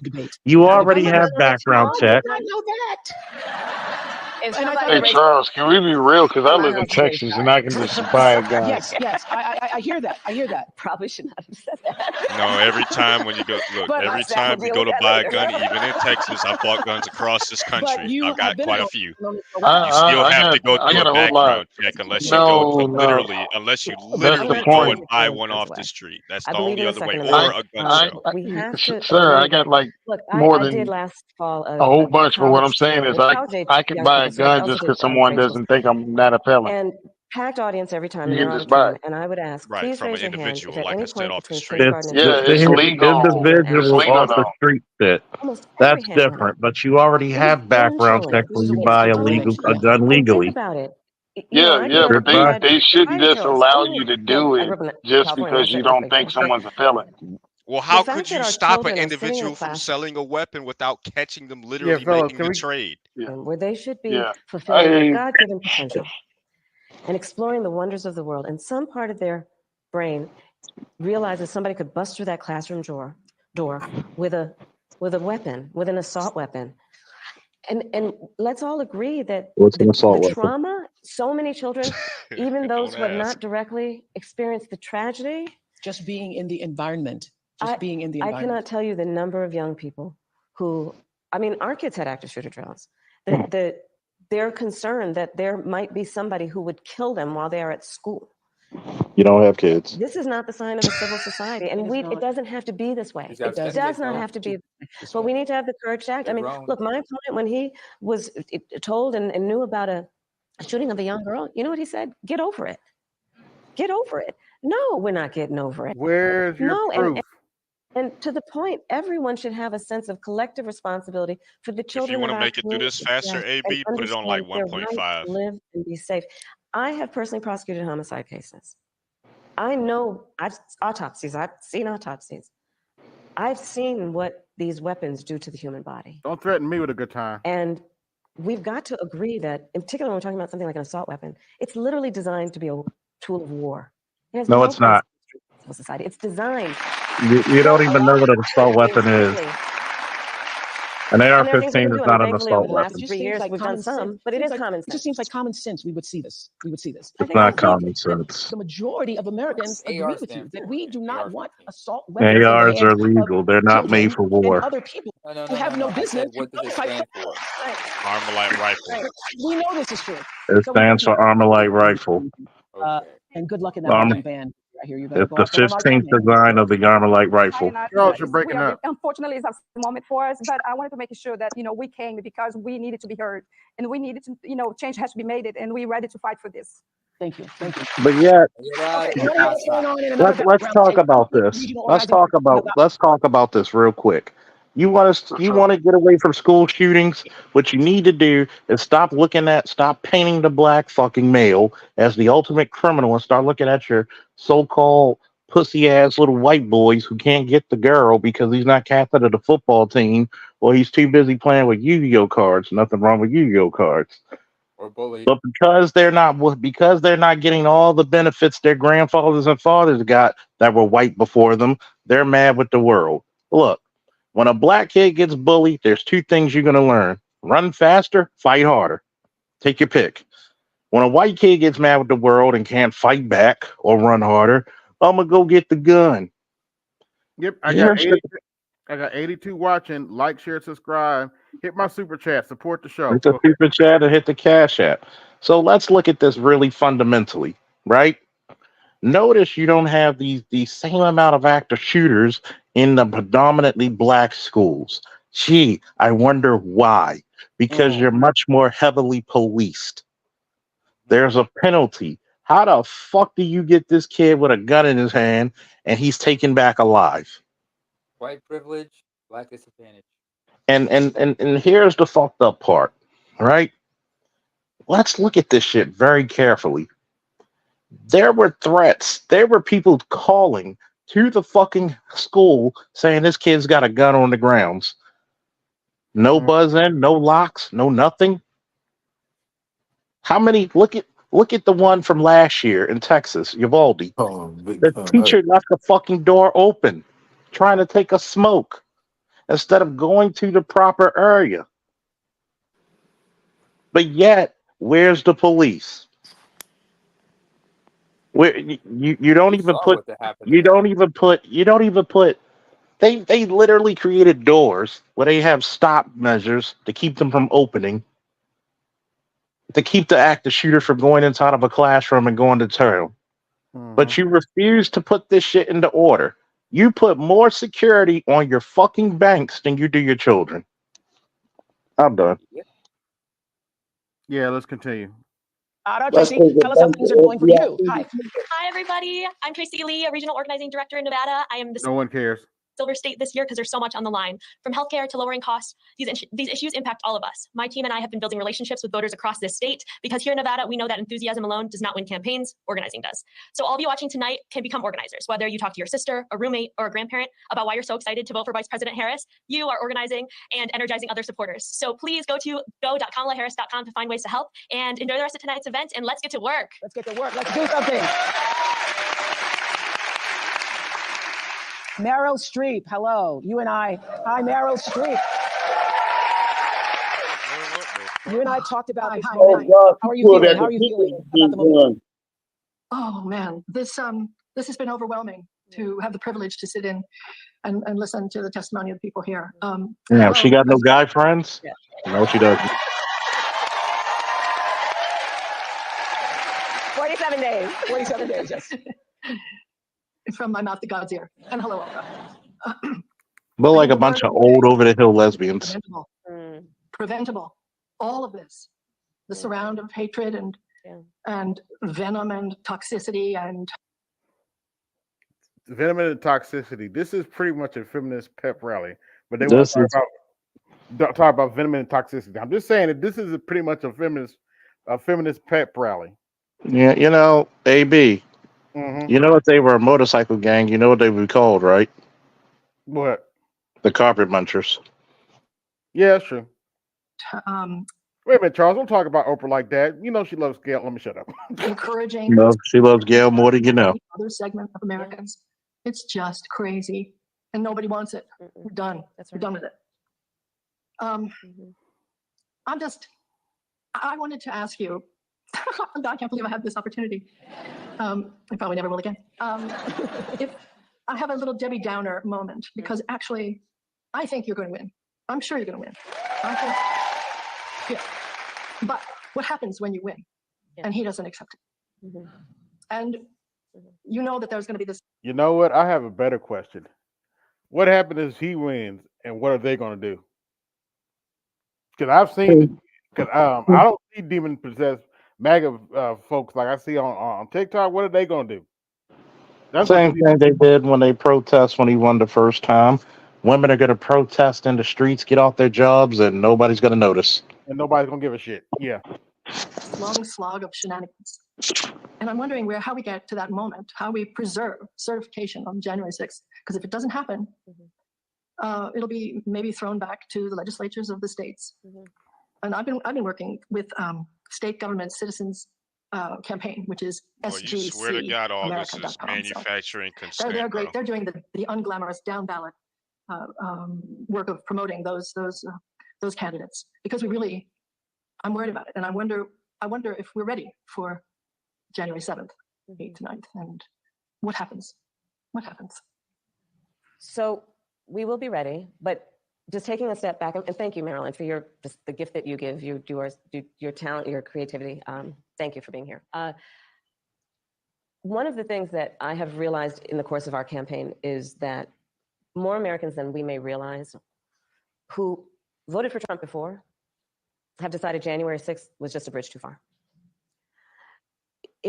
When we reflect and think about what January 6th was, where the President of the United States, sitting in the Oval Office, incited a mob, a violent mob, to attack the United States Capitol, such that 140 law enforcement officers were injured, some were killed.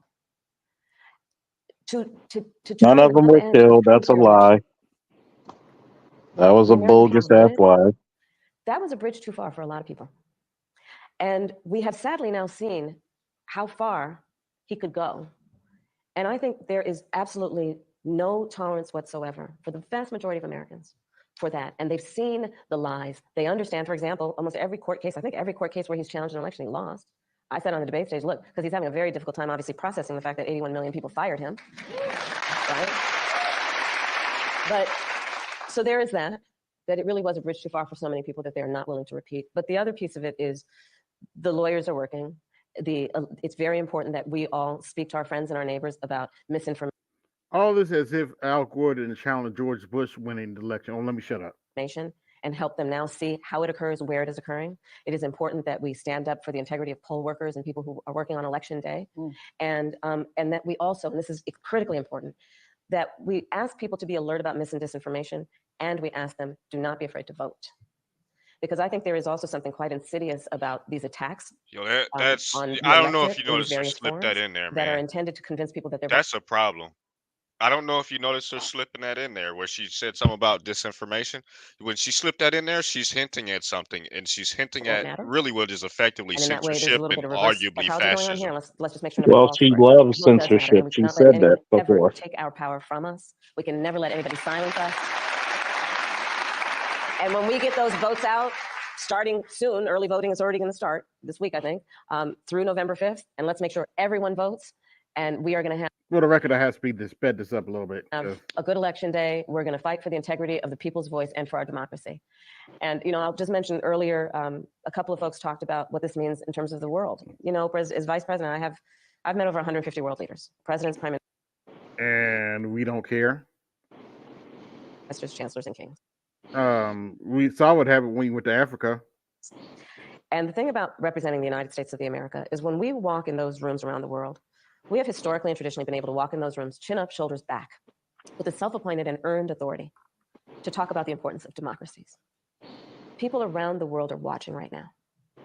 Because you see, the thing about walking into a room and being a role model is people watch what you do to see if it lines up with what you say. And in that way, the consequences of this You got election your nerve on that one, lady. directly going to impact the American people You ain't lying. and people around the world. That's what we're fighting for, and those are the stakes. And that's why we're going to win, because we know what we're fighting for, because we know what we stand for. And what do you stand for, Kamala?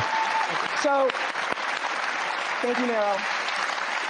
What is on your heart to say to the American people as we have 47 days until November 5th? What's on your heart? To say to particularly those people who are still undecided or maybe indifferent or on the fence still. We love our country. I love our country. I know we all do. That's why everybody's here right now. We love our country. We take pride in the privilege of being American. And this is a moment where we can and must come together as Americans, understanding we have so much more in common than what separates us. Let's come together with the character that we are so proud of about who we are, which is we are an optimistic people. We are an optimistic people. Americans, by character, are people who have dreams and ambitions and aspirations. We believe in what is possible. We believe in what can be. And we believe in fighting for that. Hope and change, everybody. Hope and change. That's how Part we 2. came into being. Where's this part because 3? The people before us understood that one of the greatest expressions for the love of our country, one of the greatest expressions of patriotism, is to fight for the ideals of who we are, which includes freedom to make decisions about your own body, freedom to be safe from gun violence, freedom to have access to the ballot box, freedom to be who you are and just be, to What is love who gun you love violence? openly and with pride, freedom to just, This isn't word salad. This is word autonomy. and that's who we are. We believe in all that. It's And not so what this you is a trying to fuck me moment through the screen. where we stand knowing what we are fighting for. We're not fighting against. It's what we're fighting for. Thank you. Well, if you don't know what you're fighting against, then you don't know what you're fighting for. And I want to say, AB, can you take this abortion off the screen now, please? Yeah, it's finally over. Good, thank God. Oh my God. That's the reason why you don't need Roe v. Wade, because that would have been that whole town hall meeting was a walking abortion. You ever notice when they talk about violence, they only talk about gun violence? Mm-hmm. Do you know statistically you're more likely to die of somebody's bare hands than a gun? Hammers have killed more people than guns in America. No, Chuck, you don't get it. Keep letting them talk about that one horse issue that means not even a hill of beans. That's why they can never win on that issue. Oh, I believe in gun ban rights, but I also believe in gun rights, but I also believe in assault ban rights. It's all mumbo jumbo bullshit. They not First of all, It actually by gave definition, me a headache listening to them pivot that hard on talking about abortion, but then pivoting immediately to school shootings. I can't wrap my head around how you that's make such a because pivot. the only reason school shootings are bad because it's past the 10-week limit to take them. I don't get it. Like how you do this? But here's the fact of the matter, right? Mm-hmm. Here's some of the softest targets you'll ever see. Workplaces. How many workplaces do you see have no armed security or police? Schools. In Baltimore, we have school police. And the counties usually have a resource officer. 1 to 2, maybe 3 at the most. In a large high school or school, that's a lot on a person's body. Now, let's look at places of worship. You may get the 60 to 75 guys with the little fucking construction worker vests. and they might be guarding. They might be like making sure people get to traffic. What are they going to do if a shooter comes into your house of worship? Mm-hmm.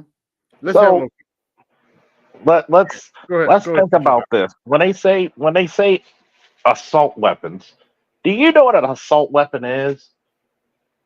An AR-15, which means the AR is not for assault rifles, for armor light rifle, the 15th version of it, is not a weapon of war.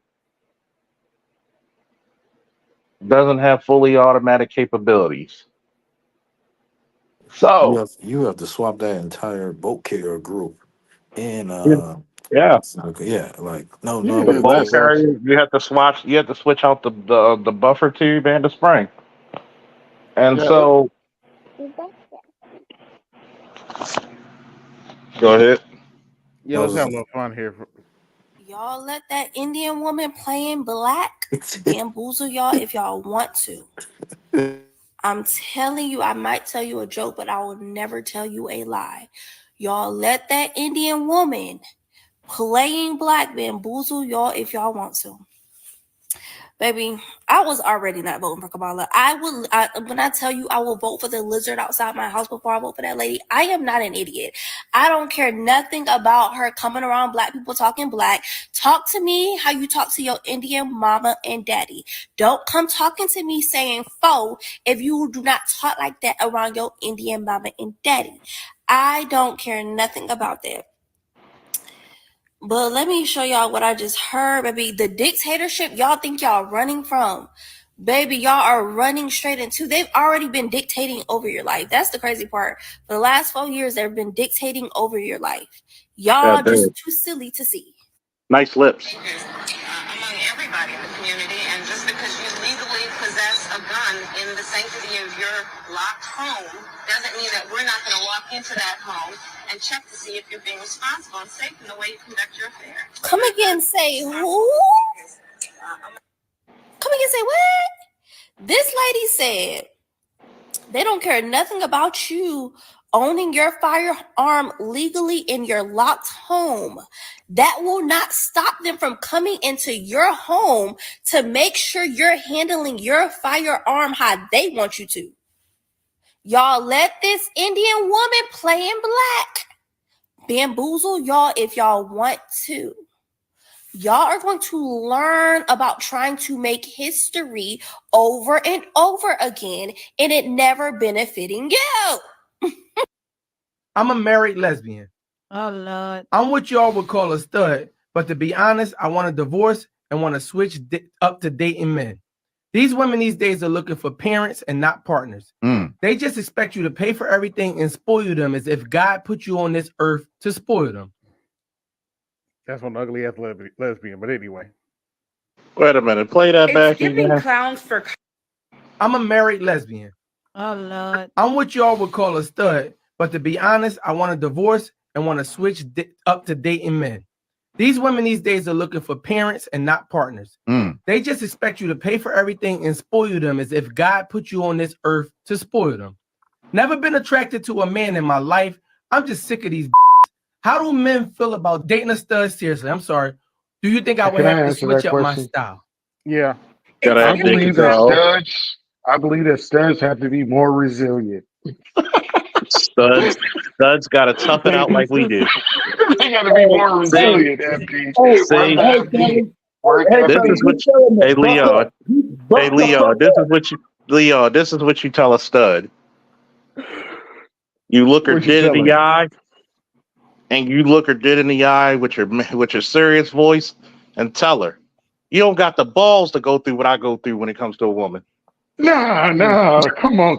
What you do, Charles, is you don't got the balls to deal with it. Charles, what you do is you put your hand on her shoulder and say, be resilient, and smile, and tap her on the shoulder.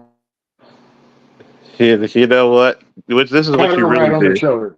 Yeah, Detroit 3. Hold on, Detroit 313 for the $5 holla. Janet Jackson said Kamala's not black. Oh my God! What you do to your studs? Because if you vote Democrat, After watching them utterly destroy this country over the last 3.5 years, go ahead and put the clown suit on and wear it with pride, baby. What you do right now is you tell them studs, right? You whisper in their ears. Sucking dick would have got you a lot more.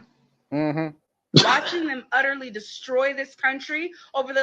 I have 2 questions for you, and I want you to take your time. Yeah, this is one of the Democrat simps.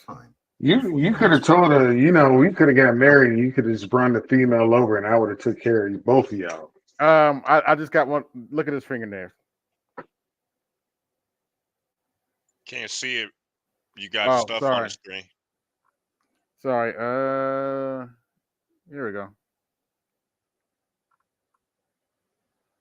Still can't see it.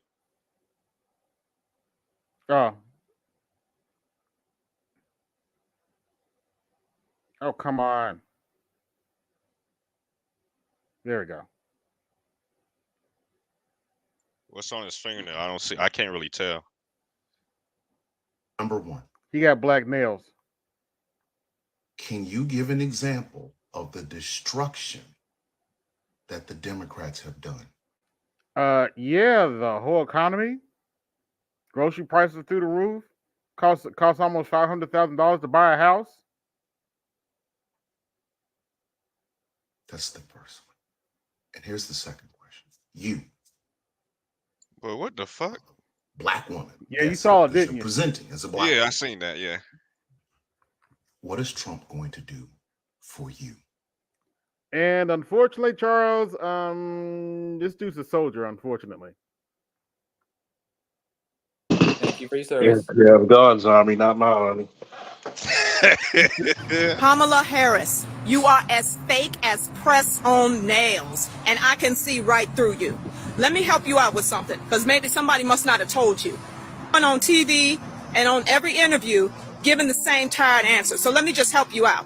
When you are asked a question, why don't you try answering the question? People are not stupid. We can tell when you're dancing around the issue instead of answering the question. When you're asked, are people better off now or during Donald Trump's presidency? When you're asked about the border or your policies on immigration, answer the question. We don't care about your middle class upbringing. We don't care that your mama had to save up to buy a house. We don't care about your summer job at McDonald's. We don't care about the lawns of the neighborhood that you lived in and how everybody took care of their lawn. That does not matter to me, and it doesn't matter to anybody else.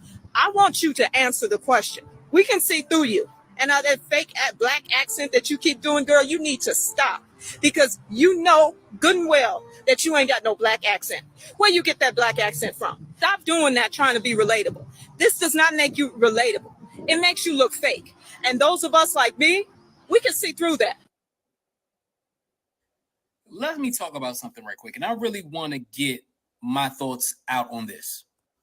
The reason you imagine you're a parent and your son leaves the house and you this say, has become a hell of a meme. This ain't the only one either. hey, Jimmy, I love you so much. Go have a good day in school. And your son comes back with a brutal operation. Can you even imagine this? Let me talk about something real quick. And I really want to get my thoughts out on this. The reason why I say Democratic plantation is that a lot of us, especially a lot of us black folks, we've been voting for Democrats for years upon years upon years, but haven't gotten anything in return. You voted for Bill Clinton, and then what did he do? The 94 crime bill. That was made up. Brought to you by Joe Biden. By Joe Biden. But we still voted for him anyway. You voted for Barack Obama, but did you get anything out of a Barack Obama presidency? I just want to know if you got anything out of a Barack Obama presidency. I'm not going to lie. I fell for the Kool-Aid. I voted for Barack Obama both terms. And I also voted for Hillary Clinton in 2016. But when Donald Trump won, I was upset. I was like, wow, Donald Trump won. It's going to be the end of the earth. Armageddon going to start. All these things were going to happen. But you know what happened? Actually, I slept good because I told people that Hillary Clinton could lose based on what I was looking at. Nothing really happened. Donald Trump's presidency wasn't a bad presidency until COVID. And when you think about COVID, what president's going to be able to deal with COVID? I tell people all the time, the only reason why Joe Biden won in 2020 was not because of what Donald Trump did during his presidency. It was because of COVID. Pretty much. Now it's 2024. Donald Trump's trying to become president again. And now you got Kamala Harris. And I'm going to tell you something about Kamala Harris. I'm not trying to, say that she's a bad person. But when you look at Kamala Harris, do you really believe everything that's coming out of her mouth? Do you believe if Vladimir Putin or Xi Jinping or the guy from North Korea, Kim Jong-un, were to talk to her, that she was going to be able to talk to those individuals and stop wars? Yeah, I'm glad he mentioned that. I got a question for you in the chat. Press 1 in the chat if you think that I'm speaking is going to stop a war. Press 2 in the chat if you think that's some bullshit. Нет, нет, нет, нет, нет, нет.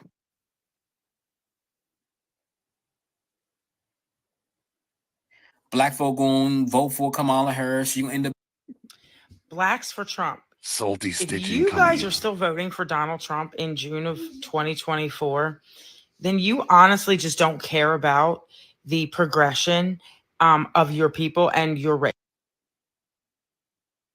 Excuse me? No, let this play out. Just let it go. Let's see. Let's see. Imagine Neapolitan ice cream. And the vanilla is telling the chocolate and the strawberry that they don't ice cream right. Yeah, I thought she was gonna have something to say. Mm-hmm. The only reason we're having this hearing is Now, I'm playing this one for a specific because reason. somebody got their feelings. See, this is what Democrats want us to do. They want us to look at Jasmine Crockett, semi-pretty face, and feel like we're obligated to go vote for her. But Hurt in a debate, and I don't understand why we're wasting taxpayer dollars. Next time, tell your big boy to show up and be ready to handle the woman in the room who hopefully will become the next president of the United States. And the final thing that I will say is that this election, I didn't ask you a question. The final thing that I will say is that this election is the best example of why y'all are so afraid of diversity, equity, and inclusion. Because we don't want to listen to loud bitches. Pretty much. They don't know what the fuck they're talking So you about. telling me because I'm black that I gotta vote for a Democrat? You telling me the same motherfucking party that separated black families, that was a destruction to the black community, you telling me I supposed to go down there and vote for them motherfuckers? You see, ignorance is motherfucking bliss. And the lack of knowledge of these black folks got me fucked up. It's called freedom of motherfucking choice, bitch. And let me say this too. These illegal immigrants are the new niggas. And if you love your black job, then your black ass need to vote for Donald Trump. Oh, see, that shit was controversial. Now you in your feelings. No, not really. You telling the truth. And I don't give a fuck. Because we've been voting the same goddamn way every motherfucking 4 years and keep getting the same goddamn result. So if you some bitches want... What's the definition of insanity? Do my eyes not deceive me, or am I looking at the goddess Isis herself? Can you do me a favor, my brown skin angel? Can you tap that white girl for me? My milk of magnesia. Oh. Is all catching hell in 2024. It's up for all of them. It don't matter if you Diddy or whoever. Also, I'm voting for Kamala. Really? So, and do you think that Kamala would manage the economy well? Yeah. Why hasn't she done it the last 3.5 years? She's the vice president. Are we okay? Are we gonna You're right. act like the vice president is managing the economy? Do you think Joe Biden's running the economy right now? How did Kamala Harris do with running the border? Again, how many illegals have come in under her watch? Can you guess? Well, I obviously don't know the number off the top of my head.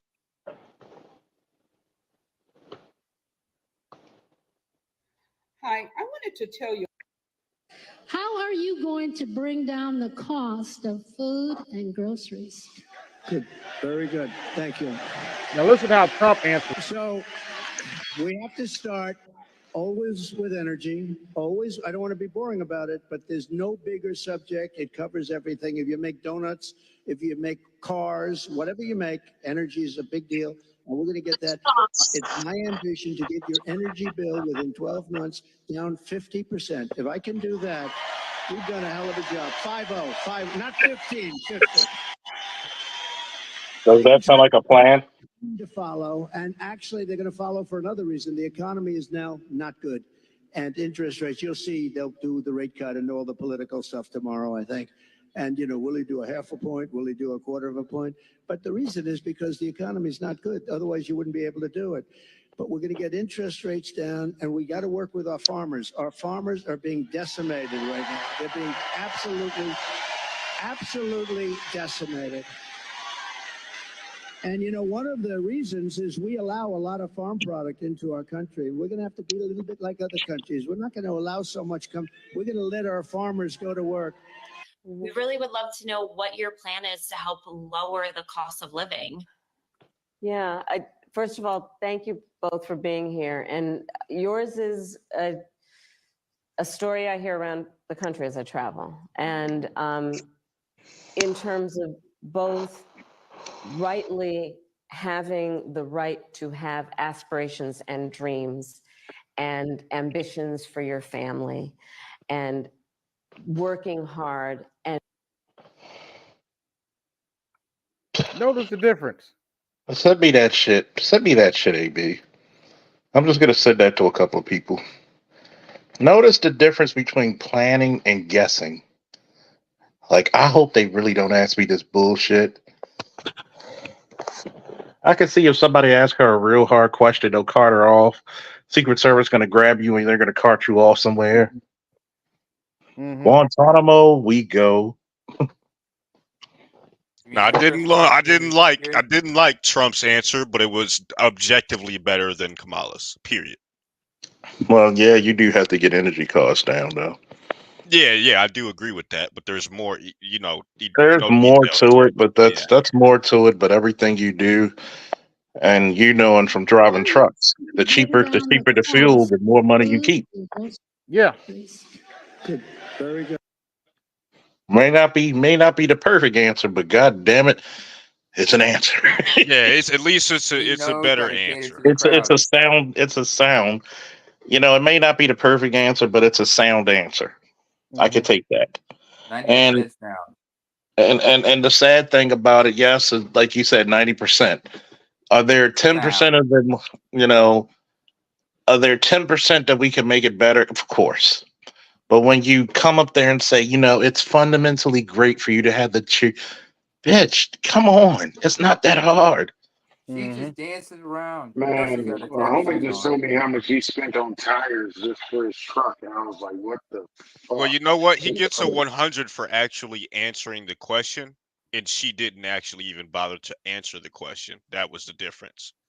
And you're supposed to give us this word salad, bitch, and say this is president. See, this lets you know everybody needs to go to the Board of Education in their state and kick everybody's ass from letting them be this stupid. Mm-hmm. That's a fucking loop. Because there's no fucking reason you could sit there and tell me this chick sounds presidential. Why? Well, she's the vice president. You telling me you're sitting at the right hand of God. You can't influence. Okay, we need to push this, Mr. President. Do you really think Joe Biden is running this country right now? No. Hey, I wouldn't vote this big dog piss every year. Charles, I had the printout of when she did her extra vote. Leon, you sound like you're underwater in a fucking submarine, bro. Yeah. For real. Who, me? No, Leon. I said I wouldn't vote the bitch for dog catcher. You didn't comprehend that? Now we did. No, we're talking to Leon. We that a long time ago, man. What you talking?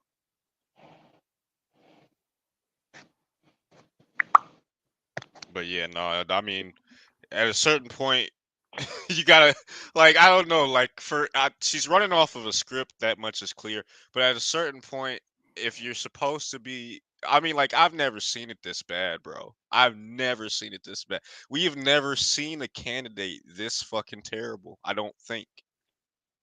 I'm trying to think of who, huh? It's like Jackie Gleason, because when you look at her, all you hear is hamina.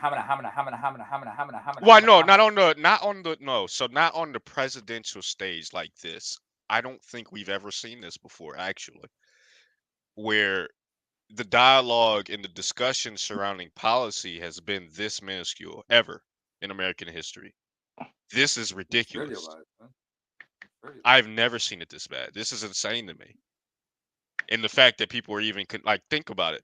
Well, no, you don't have to think about it. I'm sure they're probably, I don't know, because I don't go scouring the internet for shit like this, or but I'm sure you could probably even just look at the different presidential debates of the past and see a glaring difference in between the level and the depth of the questions that were being discussed and were on display in the past versus what was discussed even on the debate panels, as well as in their interviews individually.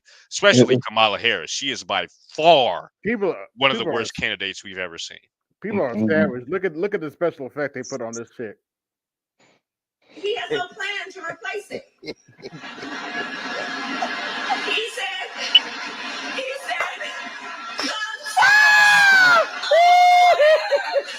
What the fuck? People are savage, man. That is just That's fucked up. What the fuck was that? By the way, What the yo, fuck was listen, that? Yeah. By the way, hold up. Listen real Amy, quick. hold on a second. Hold on a second. Like that one clip, that woman was like saying, this Indian woman was talking black. First of all, when she went back to India, trust and believe, they would call her. They would not recognize her as Indian. They would call her Jamaican. In India, in the Hindi language, they got a derogatory term for black people. You know what that is? No. Kala. They refer to black people as Kala. It's a derogatory term in Hindi. So if she goes into, behind closed doors, Indian politicians refer to her as such. I mean, a lot of Indians look at this and go like, this fucking Kala, this bloody Kala, this Kala here. And she's like, Kala, Kala, Kala. So since I got a little platform, I'm going to go ahead and use it because a lot of people seem to be misinformed. Kamala Harris is not the better option. Don't be fooled just because she is a woman and she is of color. She is not for the people. And me being from the Bay Area and being around when she was actually running the district attorney's office, let me help you understand what I mean by that. And before I have gazillion people hopping in the comments, talking mess regarding Trump and all that, listen, between him and her, all you're doing is picking one of the lesser evils, and that's facts. But being that I am a part of the community of families that are affected by incarcerated people, I am going to go with the person who is less inclined to locking everybody up. And yeah, I've seen a lot of people saying that they don't know if that's correct. And I seen Yandy make a post saying that a lot of that is just propaganda. Well, let me help break it down for you. Kamala Harris grew up in the Berkeley, Oakland area. She went to law school at Hastings and graduated there and started off as a district attorney in Oakland. From Oakland, she went to Alameda before she went to San Francisco. Do y'all remember in 2010, there was that big drug lab scandal with Deborah Madden and the San Francisco Police Department? I remember specifically because I had 2 cases involved in that scandal. Let me help fill you in. She was the head district attorney at the time, and right under her was a guy named Gascon, something like that. He used to be a district attorney in Los Angeles when they had that big old scandal going on with a bunch of police misconduct. Anyhow, around that time, he was reviewing police files for misconduct, and he was basically telling her that there's no policy in place and there needs to be one for any time there's police misconduct. It needs to be reported to the lawyers and the judges on the case. She ignored him. Now, after she ignores his advice that there needs to be policies in place, that way they can curb any type of misconduct that's going on in these cases, it comes out that there's this big drug scandal in the drug labs. Deborah Madden, she was the lead technician in the drug labs, and it had been reported several times to their office that this woman had an issue and that she shouldn't be testifying in anybody's cases. She was touching the drugs, she was stealing the drugs, she was sneaking the drugs. It was just a bunch of bullshit. All of that was hidden from the attorneys and the judges on the cases. Do you know how it came out? It came out because Deborah Madden's family finally took it to the news. And once it became public, then Kamala Harris tried to say that she didn't know anything about it. Yes, you did. Now, keep in mind, Deborah Madden's family also reported that they had already been contacting the district attorney's office for months prior to this, before coming to the news channel, to let them know that there was misconduct going on. And they were also concerned about their family member, all of which got ignored. Now, keep in mind, she was head district attorney at the time. So how are you running an entire department and you claim to not know what's going on in your office, although that was later proven to be bullshit and that she was aware and her colleagues gave her up on that. But she just chose to withhold the information from the judges and the attorneys on those cases. And what was her reasoning behind that? She wanted to keep as many people locked up as she could, no matter if that case was mishandled, if there was misconduct, to get that conviction or not. And she knew that if that misconduct got out, that was grounds for dismissal. And let's talk about Kevin Cooper. Do y'all remember him? That's the man that was hours away from his execution, and DNA had now became a thing, and his lawyers asked for the execution to be stopped and his DNA to be tested so it could possibly prove his innocence. She denied it and didn't want it to happen. However, Governor Newsom stepped up and said, no, let's go ahead and test his DNA. And come to find out, I'll be damned, it was not a match. Oh, wait, let's not forget when she actually made it a crime and parents started getting charged with their children being truant. But when they ran the numbers, they realized that this mostly affected Pacific Islanders, Native Americans, African Americans, children with disabilities, and foster children. Oh yeah. Speaking Yeah, of send me that shit. Oh, I'll do you one better. Give me a second. We're gonna take a look at one of Pink Book Lessons videos, and in my opinion, this is the equivalent of the Willie Horton ad, what I'm about to show y'all.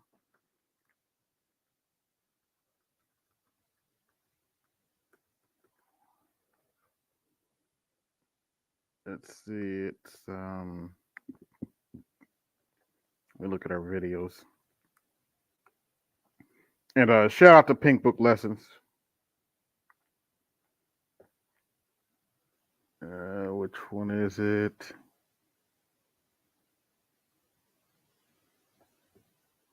And just looking at all this My God, Kamala. this political mumbo jumbo on both sides, I'm just like, hey. Aren't you glad you're not American? I'm glad, but then again, I'm also glad. I look at some of this shit. I'm like, this is no different than some of the shit my own people been through. Hey Charles, remember I called you and said that Pink Book Lessons had pretty much released a Willie Horton ad? Pretty much. Charlemagne, Kamala's radio defense team, as well as all the shills pushing the What You N-Words Need to Know Kamala Harris post. Yeah, for those who don't know, after she was endorsed by Biden and she started getting backlash, this is how Kamala Harris fought Black people. She had her shills put out this post on social media, all of them from Jamel Hill to Charlemagne the God. Now, they don't talk to any other voter block like this, but they thought this was the best way to communicate with Black people. And on that post, they released a bunch of disinformation, straight up lies about Kamala to combat the truth. Kamala, she sent out people like Michael Eric Dyson, Steve Harvey, and Ricky Smiley, all to tell lies and run interference, telling us she didn't lock anybody up, but criminals that should have been there. Well, meet Miss Peoples. She's one of the many Black women and Black men prosecuted by Kamala Harris with her truancy laws. Remember, as the California AG, Kamala created this to specifically target Black people, mostly Black women, and here's one of the true stories of many. I intend to fight for Black Lives Matters. I intend to fight. If Black Lives matter to her, why didn't I matter? I don't agree what Kamala Harris did to my mom. And I don't agree with what she's done to other parents as well. My message to all Americans, especially Black Americans, do not trust Kamala Harris. I'm so proud of you right now because you walked all the way down here and I wasn't expecting you to walk. My daughter, Shayla, suffers from sickle cell anemia, a chronic, painful genetic disease. As a prosecutor and law enforcement, I have a huge stick. It's a very sharp stabbing pain and it hurts a whole lot.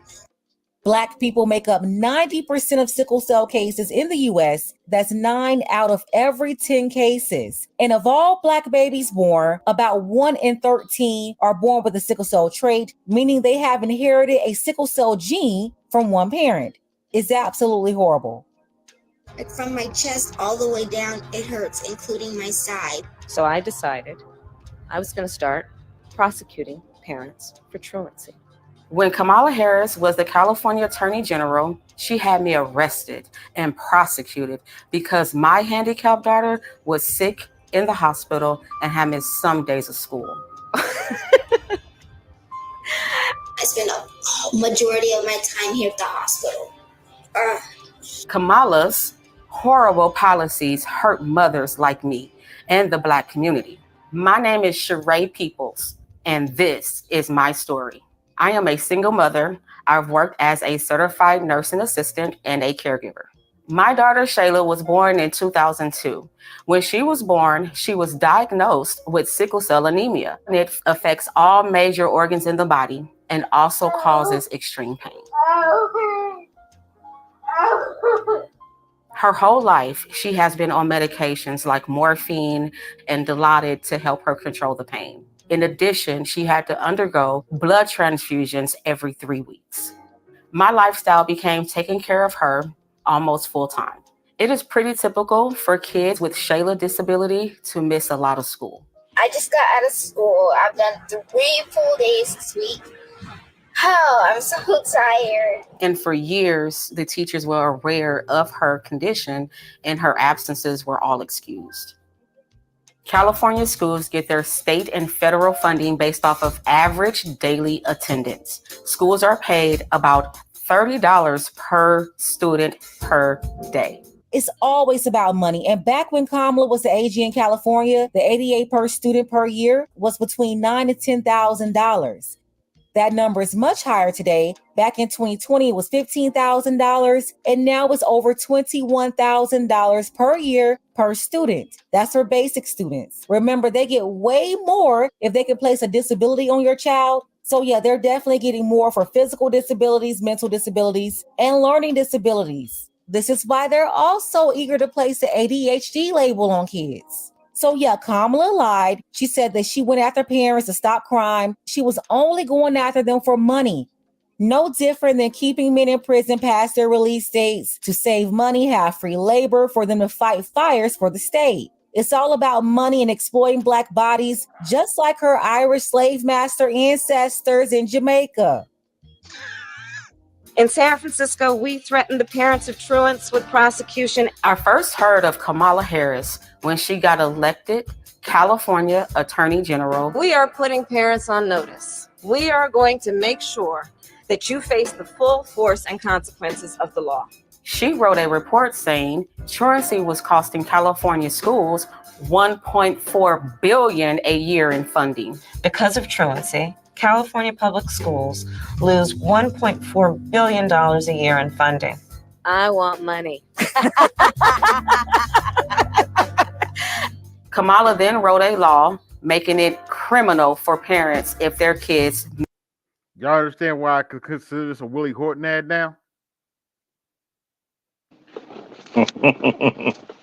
I wasn't Can you around explain it, it to me as an outsider? Who the fuck or what the fuck is Willie Horton?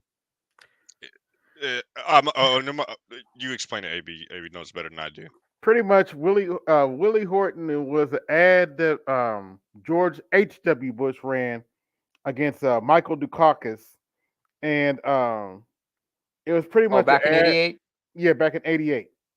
It was pretty much a racist ad that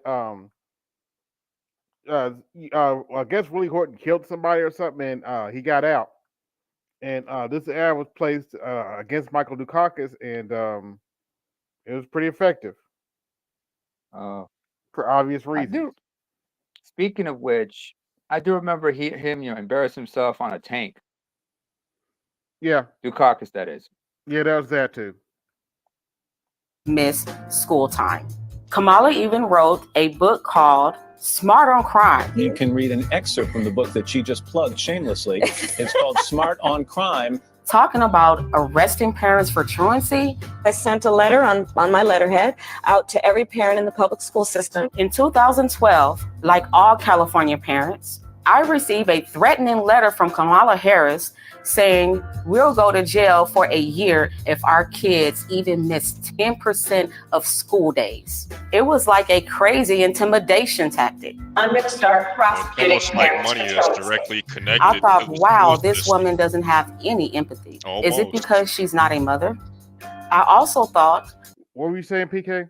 I said it's almost like money is connected directly to your school systems in this country. Almost. how could she Almost. not understand it would disproportionately affect people of color, single Black mothers?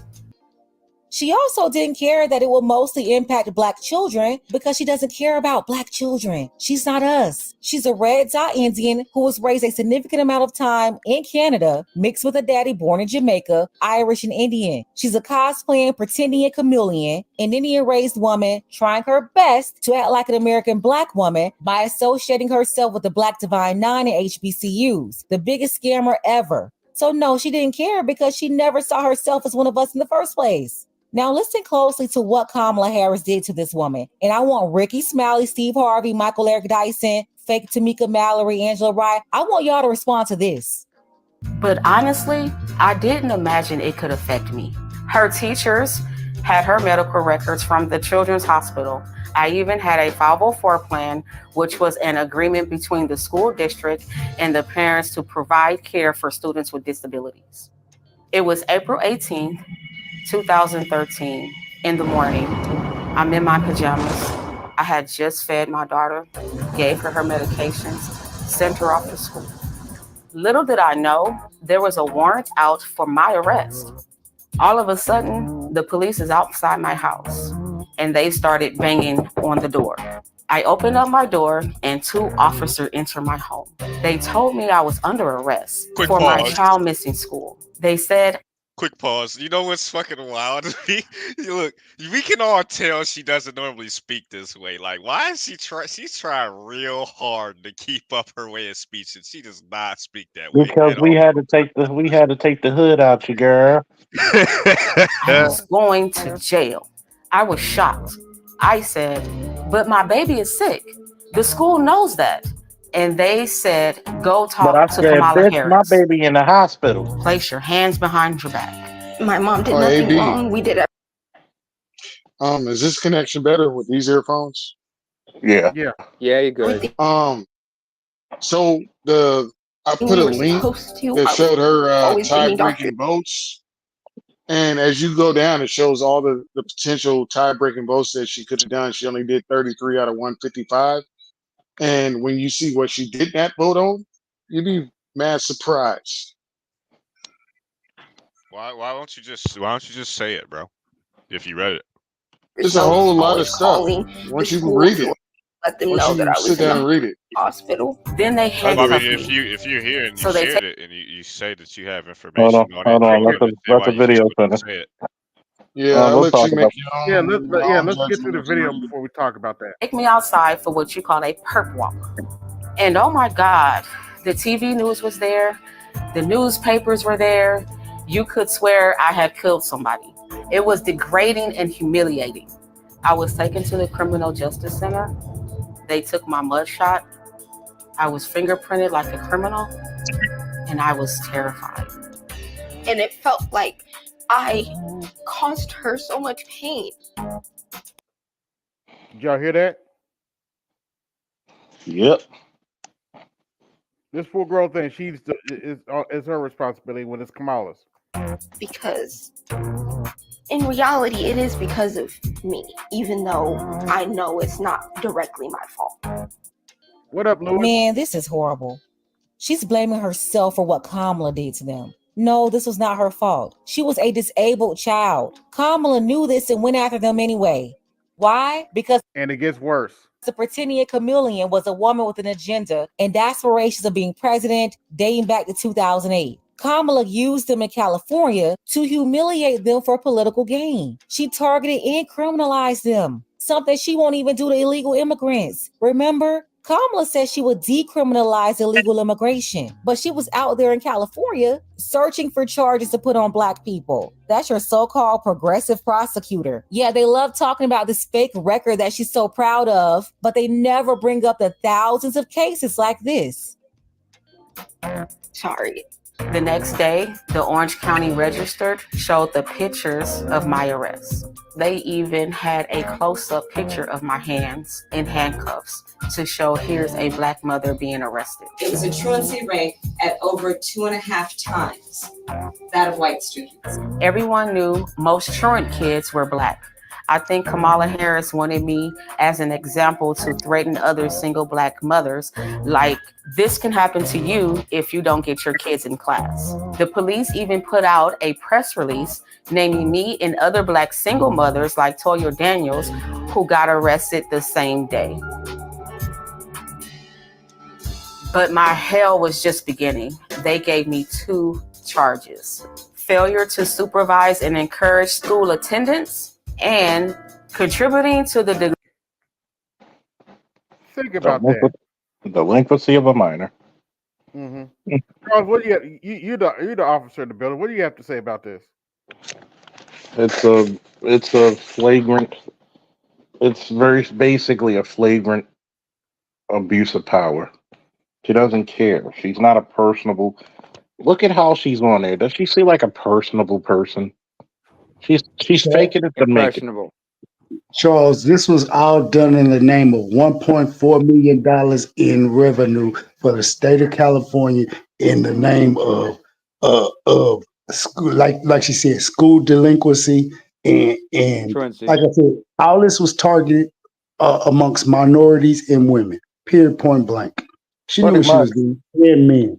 And this is supposed to be the motherfucker that all these Black women put on a pedestal. I really think that Black women don't really like her. No, not really. I think a lot of them really don't. Especially when the more delinquency of a minor. I couldn't believe it. They framed my daughter as a gang member and basically charged me with neglect. I spent the next 2 years in court fighting these charges. Kamala assigned her nastiest prosecutors to my case. My homicide prosecutors, my gang prosecutors. And they went over there and I said, when you go over there, look really mean. Why are you? You paused on the right picture. Boy, that looks like the devil herself. Right. You can make a meme out of that. Yeah, you can. Why would you put always smiling? That's inappropriate as fuck.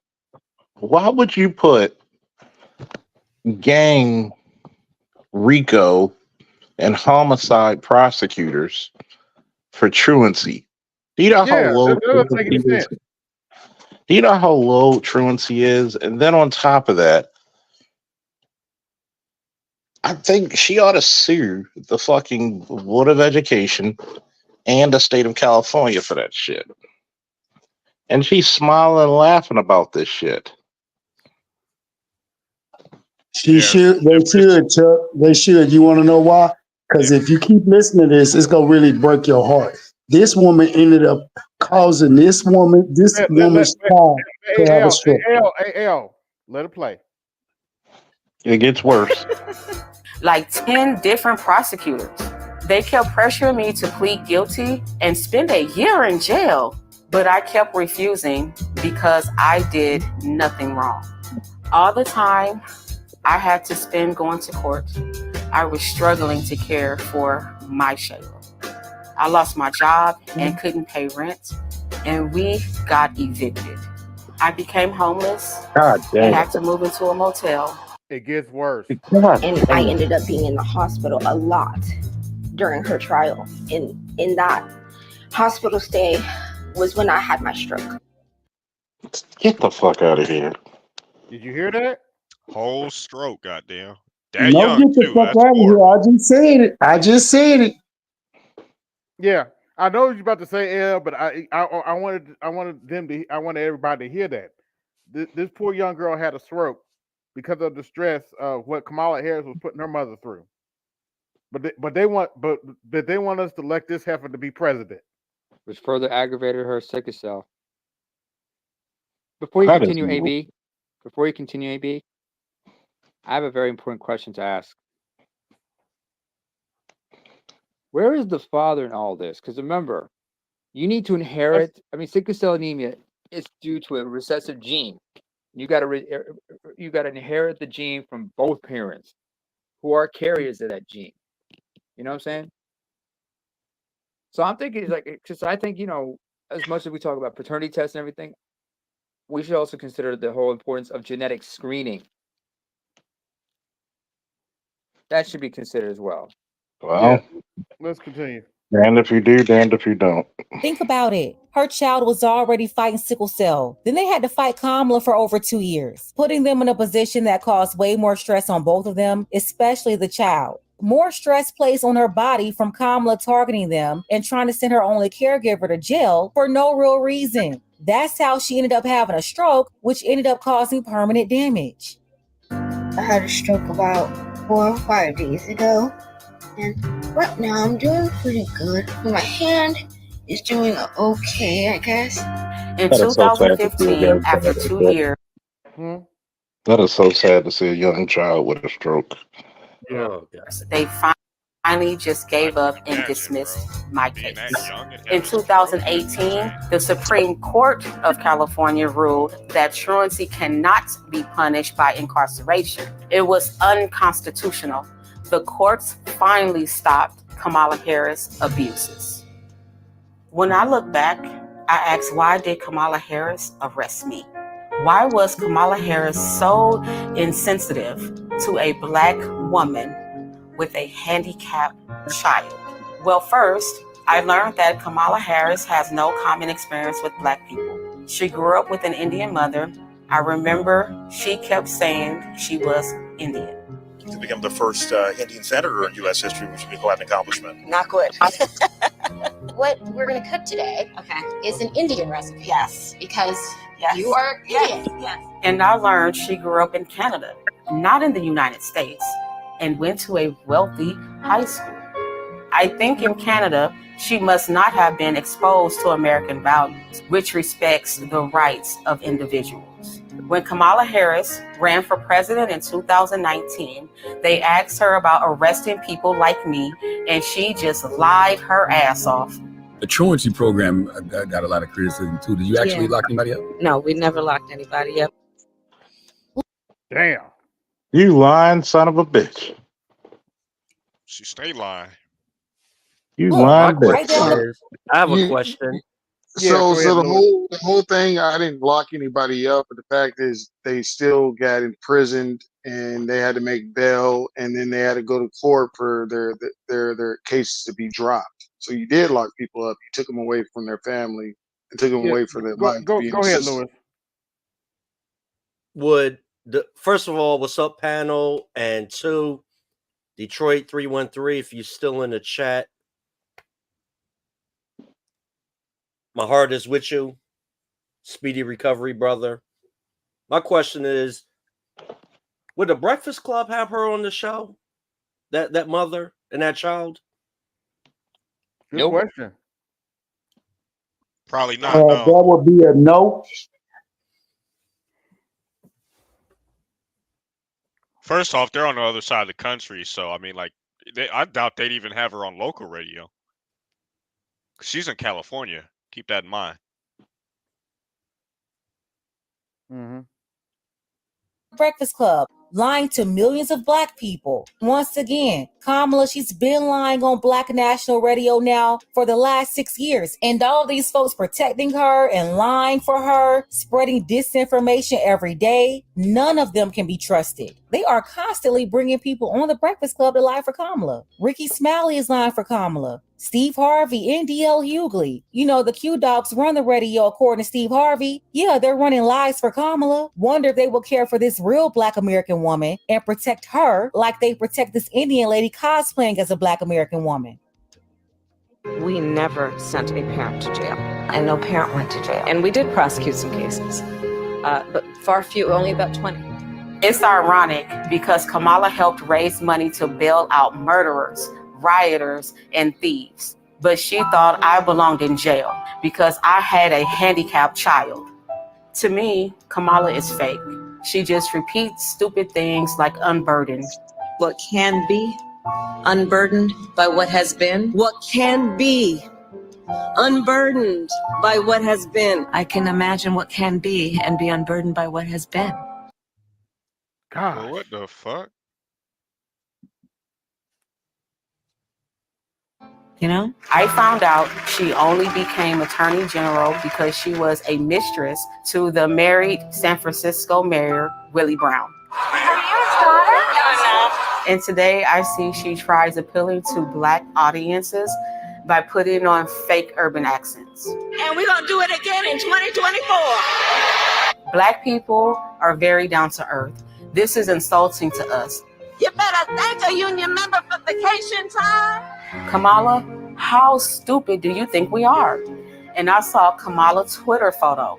That's from like 20 years ago. She's 60 years old today. Even with the heavy makeup, you can see she's 60. I seen her pretending to be talking on the phone, avoiding the press. She's a terrible actress. She was calling young people stupid. What else do we know about this population, 18 through 24? They are stupid. With Kamala, we can't even say Merry Christmas. How dare we speak Merry Christmas?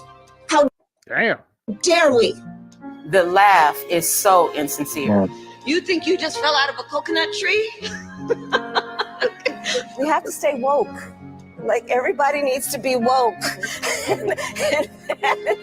and yeah, I am radical. All this woke and radical stuff doesn't do anything for me as a single Black mother. All it got me was inflation that hurt me and my kids. Grocery store prices are crazy. I can't pay for food on my income. I am in favor of saying that we're not going to treat people who are undocumented across the border as criminals. Black people has been in America for 400 years, but Kamala pushes us to the back of the line behind illegals. Why? As borders are. She just filling up our schools with kids who don't speak English just so they can get more government money. Illegals get free health care, but I have to pay. They get free housing, and I'm struggling to pay rent. Are undocumented immigrants that are the least likely to commit a crime. And it's more dangerous in our neighborhood. We don't need Venezuelan gangs. To this day, at 22 years old, I suffer from full paralysis on my right arm and partial in my right leg. Kamala Harris owes me an apology and my daughter an apology for what she did to us. Let's be clear, my values have not changed. Look, I am not a political person, but I want people to know what Kamala Harris has did to me. If she do it to me, she will abuse anyone if you give her the power. Absolutely crazy. The permanent damage was caused by that stroke brought on from the stress of Kamala fighting them in court over these bogus charges. And get this, Kamala ran that office. She's the one who put this out here to prosecute them. And no, this was not the only woman. She had a bunch of cases like this, mostly Black women, but also Black fathers. It's very disgusting what she did to these folks in California. And the only way she's combating her horrible record is to send these shills out lying and referring to us as N-words, saying what we need to know, while acting like they're fighting for justice for Black people at the same time. Where's Angela Rye, Tamika She's too busy putting lettuce and tomato on the side. That's where Angela Rye is. Just saying. But that's the gist of the video. Yeah, it's interesting. I mean, I don't know the full scope of the people's involved in that video. If how much of that is true and how much of it is false. However, what I will say is if it is completely 100% factual information, it's pretty goddamn terrible. And she probably needs to sue that state. And she probably also needs to probably seek some sort of restitution as well from the state because of it. Oh, yeah, she needs to sue the fuck out of them. Yeah, that's some evil shit that you put your. It's one thing to go after the parent, but the child, and you could easily see the medical records You could have easily subpoenaed the records, but you don't care. You're saying the fucking migrants are the least likely to commit crimes? Last time I checked, what country gives away their best and brightest? Yeah, since we're talking about speaking of grocery prices, what are we looking like, Lewis? It's pretty steady right now. It's just right now we're going to a spurt with shortages in categories. That's it. But chicken went up here in Jersey. Yeah, didn't they have a recall or something of chicken? They've had a couple, weren't was it like in Texas? How many Lewis? times? How many times they had a recall on that damn deaf bird? But y'all keep on to eat that shit. This guy. Yeah. Y'all niggas are just goofy to me. Real shit. I love y'all to death, but y'all goofy. Beef is sky high where I'm at. Yeah, a lot of things are kind of sky high. I mean, I got folks in the DMV. I ask them about that shit all the time. Louis, you don't look all right. You look really, worn out and shit. You just exhausted, I've aren't been you? working 13-hour days. Damn.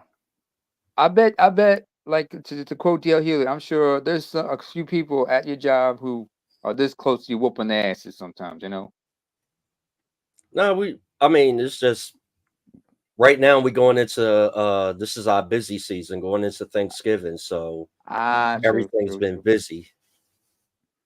The fall is like it's pumpkin busy season right now. Well, from September to Easter is real hectic. True. And plus, I've been pumping in hours, loading shit on my channel. I'm trying to get to 500 subscribers. Been pumping a lot of shorts to get the watch hours. So right. Louis, let me ask you a question. As a father, you got kids and everything. You worry about the future, about what the nation that your kids are going to inherit? Yeah, but I can only worry about the now. And you gotta take proactive steps to Tomorrow's not prepare them for the guaranteed. bullshit. Tomorrow's not guaranteed. Absolutely. Yeah. Now, y'all remember the food truck lady that was complaining about the migrant biting her truck? Yeah. Well, this is where she's at now. Did he just say what I thought I heard? Give me a second. Today, I'm also announcing that as part of our additional tax cuts, we will end all taxes on overtime. You know what that means? Think of that. Nothing to think about. Of course I know what that means. Nothing to think about. I have been a Democrat since I could vote. But what did you say, Vice President Harris? I didn't hear you. You know what? If you want Donald Trump to win, then say Trump 2024. Trump 2024. Congratulations, y'all. You played yourselves. To quote Charlie Murphy, this is a mad fucking world. You got to agree to it. But it sure is entertaining. Yeah. Seems like you want to go through a bunch of stuff, AB. So why don't you roll it all out in the big train? Hey, Louis, let me ask you something. Grocery shopping wise, have y'all been like, because I'm sure you got a lot of East Africans, frequent your supermarkets and shit, right? Nope. No? Nope. Oh, shit. Oh, okay. In my area is poor white trash, ADOS, Haitian, and a bunch of illegal immigrants. Wow. Nobody asked about cat meat? And a lot of Nigerians. A lot of Niger. Okay. Because I was thinking, September Vote is for like Kamala a big month. Harris because nothing screams progress and joy more than uncivilized criminal invaders eating the family pet. Kamala Harris. Feel the progress, taste the joy. That is hilarious. Where's Mr. Z when we need him? Oh, this little boy. We must take take this very seriously. Trump is not joking, so let's stop pretending that this guy's not going to act upon his word. Do not vote for somebody who undermines democracy every chance he gets. Just don't do it. Oh, I got a video of Tim Walz. We can really do this. We're coming out of this dark. Oh, Tim Walz doing what? I watched this. It's a former Navy SEAL / CIA former paramilitary officer. He it's called the Sean Ryan Show. He was interviewing Mike Benz, who was he was talking about how the government was forcing social media to censor a lot of information. He was talking about Tim Walz's connection to China. Oh, really? You'd be I'm gonna be careful here. You'd be deeply surprised about the amount of connection in between the Democrat Party in particular in China. You'd be deeply surprised to know how deep that connection goes. Yikes. Is it deeper than Slick Willie? Well, I don't know if it I'm could not go as saying deep as anything her, else. but it's deep. I'm not going any farther than what I just said. Listen, just Oh, he's yeah, talking you about can Billy look into C. that. Billy You C can from look into that. Arkansas. There's stuff, and that's all I'll say. There's stuff. They're bought out. You know, this reminds me of I've been like, you know, just looking at this whole election shit, and two things just keep popping in my mind. One of them is that one bit from George Carlin's "It's Bad for You" special, which was his last comedy special, where he says, "You don't have leaders, you have owners. Everyone's bought and paid for. All three branches are bought and paid for. They're all is owned by the corporate elites. Everything is owned by them. It's a big club, and you're not in it." The second thing also is, if y'all remember, if anybody remembers the radio show Opie and Anthony, especially when Patrice O'Neill would come over,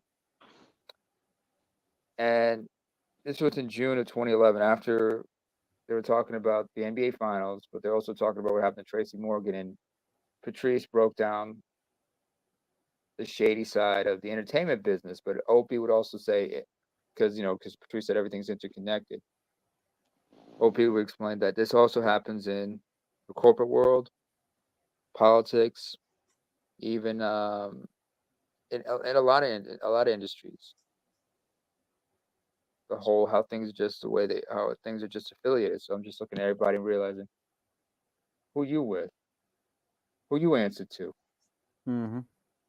I mean, it's like they say, this is why Patrice said, and when he was when during his time in business, in the entertainment business, he said, "I deal with low to mid-level small hats because they deal in money. I make 10,000, they get their 1,000 plus tip. We eat, we laugh, everything's good. But if it's higher level, I'm gonna be set. I'm gonna be put in a position where I'm gonna have to owe. I'll fucking owe." And the good thing, he also said, the good thing about with small hats is you don't have to be one of them. But if you're affiliated with other groups, you have to toe the fucking line. You have to be that. You can't be yourself in a sense. But it shows you like the whole thing about political correctness, woke, and control of language, freedom of thought. It just shows you like where the influence is on, especially in not just in this election, but several elections. It was just a series of laws and actions have been taking place that got us to this place. It's not just one event, but a series of them. Oh, that picture. Why you got to do me dirty like that? That picture never gets old. For those of you who don't know, this is Angela Rye with lettuce and tomato on the side. Shout out to Professor Black Truth. Oh, okay. Why'd you got to do me like? Why do you got to try to associate me with her? Damn. You saying I got no points? I'm just babbling. This is her pouting. This is her pouting after Miss Ann gave her that finger. I mean Jill Stein. And she just pouting in the corner. Did she just tell her you'll never be Mrs. Cartwright? Pretty much, yeah. Wait. Okay, I've never understood the whole Mrs. Cartwright thing. I'm from the other side of the continent here. I'm up from the other side of the Atlantic here, folks. All right, look, I'll explain it to you. It's from this movie, The Family That Prays. It's by Tyler Perry, and this black heifer is cheating on her husband with this white executive, and there's a famous scene where she finally tells him this, and he slaps the dog shit out of her across the table. But by the end of the movie, he gets fired, and he pretty much, and she's pregnant with his baby, and he pretty much tell her, I don't give a shit. I'm going back to my wife, and she's back begging her husband. Oh, by the way, his wife found out about the affair and reminded her that I'm Mrs. Cartwright. Only thing you got is this little room, bitch. Kind of like Shelley Sterling. Well, was that the one with the husband? Her husband took some money to open up his own business. Yep. That's the same one. All right. Mrs. Cartwright, yeah. Yeah, she slapped and he slapped the dog shit her across the table, man. That was the best scene. She flew across the table. Yep. I mean, she flew across the counter. Boy, they had to put a stunt double for that scene. Okay, hold on. First of all, just for the record, shout out to Sanaa Lathan. It was her character, and even she said that was an evil bitch. The daughter of Stan Lathan, an actress in her own right, successful actress in her own right. Remember, you either disappear as Anthony Brian Logan, or you reappear as Sexy Red. Oh God. Anthony Brian Logan's still around. I watch him every now and then. He got a great beard now, so. Is he still sucking up to white folks? Yeah, pretty much. You already know. Come on now. You didn't have to ask that question. Isn't he competing with Billy Porter on that one? No, I don't think he's sucking up to white folks the way. Let me shut up. I mean, you hear the choking sound constantly coming through ABL's mic. So it's different. I'm sorry. I apologize for that. And you write this. I don't think he's sucking up to white folks the way Billy Porter is. I mean, literally, yeah. Or rocking a dress for that matter. Yeah, or rocking a tuxedo dress. I ain't gonna put that on ABL, man. Yeah, no. I mean, he does it one way, the other person does it another way. Billy Porter does it in a whole other way. And he takes a lot of shit. And they take a lot of shit off of Billy Porter. Yeah. Wait for it. I realize, since we talk about a lot of shit, people doing with shit, I remember one of the greatest philosophers of our era, Johnny Witherspoon, through a running gag through the Friday movies, showed us that no matter how shitty of a day you having, things look a whole lot better after you take a good long shit. Hell, some people need to take a good long shit first thing in the morning, just to make sure they don't have to deal with a shitty day. I ain't gonna be shit. I ain't going been there shit. for 35, 45 minutes. 35, 45 minutes. What you been eating, motherfucker? Damn. Burritos. Don't eat too much hot sauce. Like remember he was stuck in traffic on the freeway. He was like, "Oh shit, I ate too much hot sauce. Help me, please. Don't fall in dog shit for that matter." It was Chihuahua shit he fell in. Yeah, remember, rest in power to John Witherspoon, man. R.I.P. Speaking of which, R.I.P. to Tito Jackson, Yeah, man, condolences Tito to. died. I was shocked. Oh, come on. Michael couldn't go anywhere without Tito, remember? Yeah. Especially in those Chris Tucker jokes. Yeah, we lost Tito. We lost Frankie Beverly. We lost James Earl Jones. Don't remind me. All in a week. Don't remind me. Yeah. It's been tough. It's been tough. I mean, we also Been lost tough a on few other y'all people. older millennials and y'all extras, bro. Y'all getting hit. I feel bad for y'all. I mean, y'all got Rich Quan homie, so man. Shit. Rich homie Quan. Rich Quan homie. I mean, Rich homie Quan. Damn. Rich homie Quan, whatever you It's call him. yeah, whatever the fuck it is. Shit. I was reading something man. at the same time. Fuck it. I mean, we knew he was gonna go because of his age. Like, not his age, the drug habit. Like, we already knew. Yeah. I mean, speaking of sickle cell, I mean, we remember Prodigy from Mobb Deep because he talked about having sickle cell. But then again, when you talk about black celebrities battling sickle cell, they talk about T-Boss from TLC, but never talk about Mobb Deep's, Prodigy. Even though he put out a joint about that, he put out a couple of tracks about that shit, and I'm like,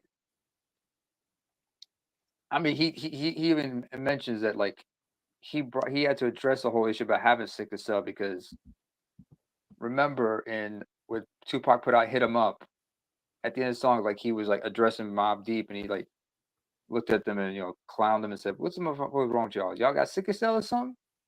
Not knowing motherfucker had sickle cell, and that shit is not funny to deal with.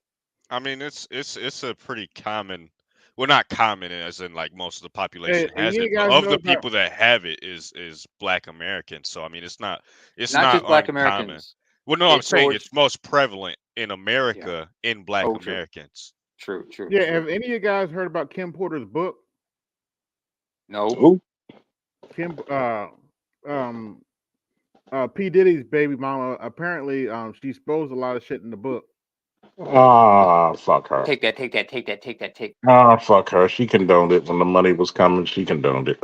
She turned a blind eye. I don't know. I don't know if y'all have been checking out like social media lately. Ever since his arrest and all the references about the lube, I've been seeing too many comedians. I've been seeing too many short reels on Facebook about that shit. Neymar got excited about the lube part. He was like, "Whoa." 1,000 bottles of baby oil, man. Baby, what the fuck? Oh no, that's not even the best part. 700 over 750. How can I say this? Bananas. So dildos. Yeah, I mean, like, it's crazy, bro. I remember somebody put out a meme. It's wild. They put out a meme, right? It was that scene from. That's nothing. Arda Vidmore got twice as many. Oh shit! Here we go. Come See on, the chat, man. Oh, he ain't my even God. here to defend himself, bro. Come on, bro. Come on, Charles. He's not here to defend himself. Don't do that. Don't do that. Come on, man. Give him a fighting chance. At least let him show up. Said he got twice as many, man. Oh my God. I mean, shit. Arda Vidmore came up in that investigation. 1,000 bottles. What the fuck you gonna do with 1,000 bottles? It's just crazy. I can't even believe that they put his shit out there like that. Like, that's wild. It's humiliation. I mean, it is funny as fuck, but it's also wild. Like, why would they do some shit like that to him? That's fucked up. I personally wanted to ask questions about that because me knowing about lube and shit like that from my own experiences and being a connoisseur, knowing that certain lubes are designed for certain things, Andre said, don't act like. Don't act like it's just I'm the only one who's visited adult stores. But look, listen, has a good relationship with the clerk. Does a nigga got 1,000? Look, come on, bro. You could have got that the day of the freak off. Why did you have that? You got that shit pre-stocked, bro. Come on, bro. Ain't no way. By the way. They say don't use baby oil or Vaseline like that, for lube. 1,000 bottles. Come on, man. Like, why they do? 1,000 bottles, man. You gotta Yeah. when you got 1,000 bottles, that shit works. That Like I'm not works. tripping. I'm not tripping. Like I just can't wrap my head around why. Yeah, that's my Why? yeah, man. That's fucking crazy. 1,000 bottles. 1,000 bottles. Oh man. That's he Well, he not got. gonna never be able to live no shit like that down. I Ever. know, but shout out to Autovit boy making a good sale, selling like a fifth of his Let him Oh live. Let degree him live. He collection. ain't come on, here. man. He He ain't ain't really here. Let him live, bro. He ain't here, bro. I'm gonna let him live. 1,000 bottles. What you need 1,000 bottles? Hey, what the fuck you gonna do with 1,000 bottles? man. Oh man, he got all kinds of dildos that are like Jedi lightsabers and shit. Hey man, that's look whatever. Look. But listen, what the fuck is going on? Why is Diddy? And this is just a question, bro. The diddler. Why? The diddler. Oh, wait, That's gentlemen. the Before diddler. I forget, The Oakley diddly. yeah, before I forget, this show has been brought to you by Sweet Oh no. Sassy Rolling Vote Blue Sauce. Now with extra sassy blue juice. In other words, like, share, subscribe, hit the cash app, support the show, hit the super chat. And Support the unlike Roland Martin's show, we're figuratively unlike his show, we're figuratively showing our asses. Ooh. Oh, I forgot about that. Yeah. I wonder if he went to those parties. 1,000 bottles. Oh Lord.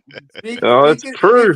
Speaking about those parties, I remember Marlon Wayans when he was on Club Station. When he was asked about those parties, he gave the best answer possible.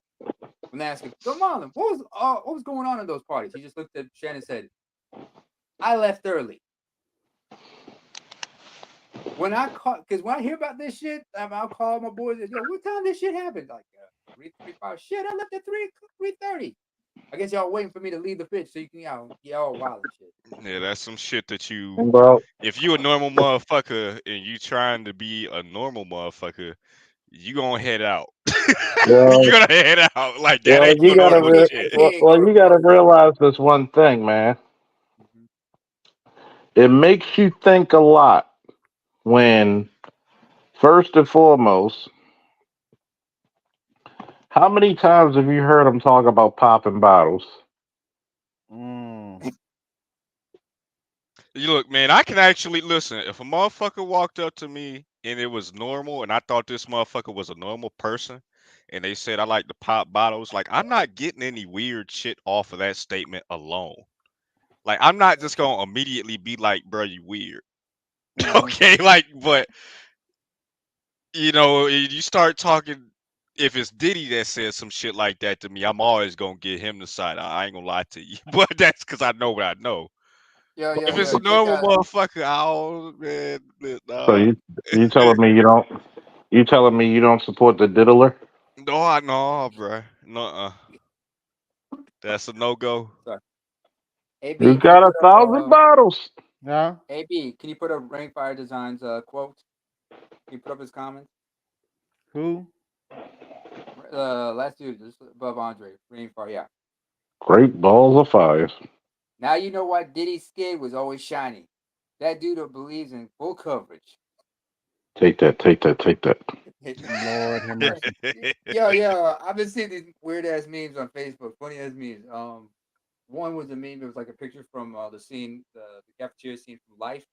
On the set of Eddie Murphy, Martin Lawrence, it's Diddy and Kells, and they crying. You gonna eat your cornbread?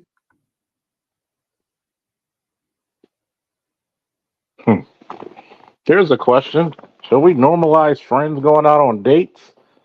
They did what's called going Dutch. How many of them go Belgium, I wonder? That is so sad. Oh, so sad. I'm still worrying about these 1,000 bottles.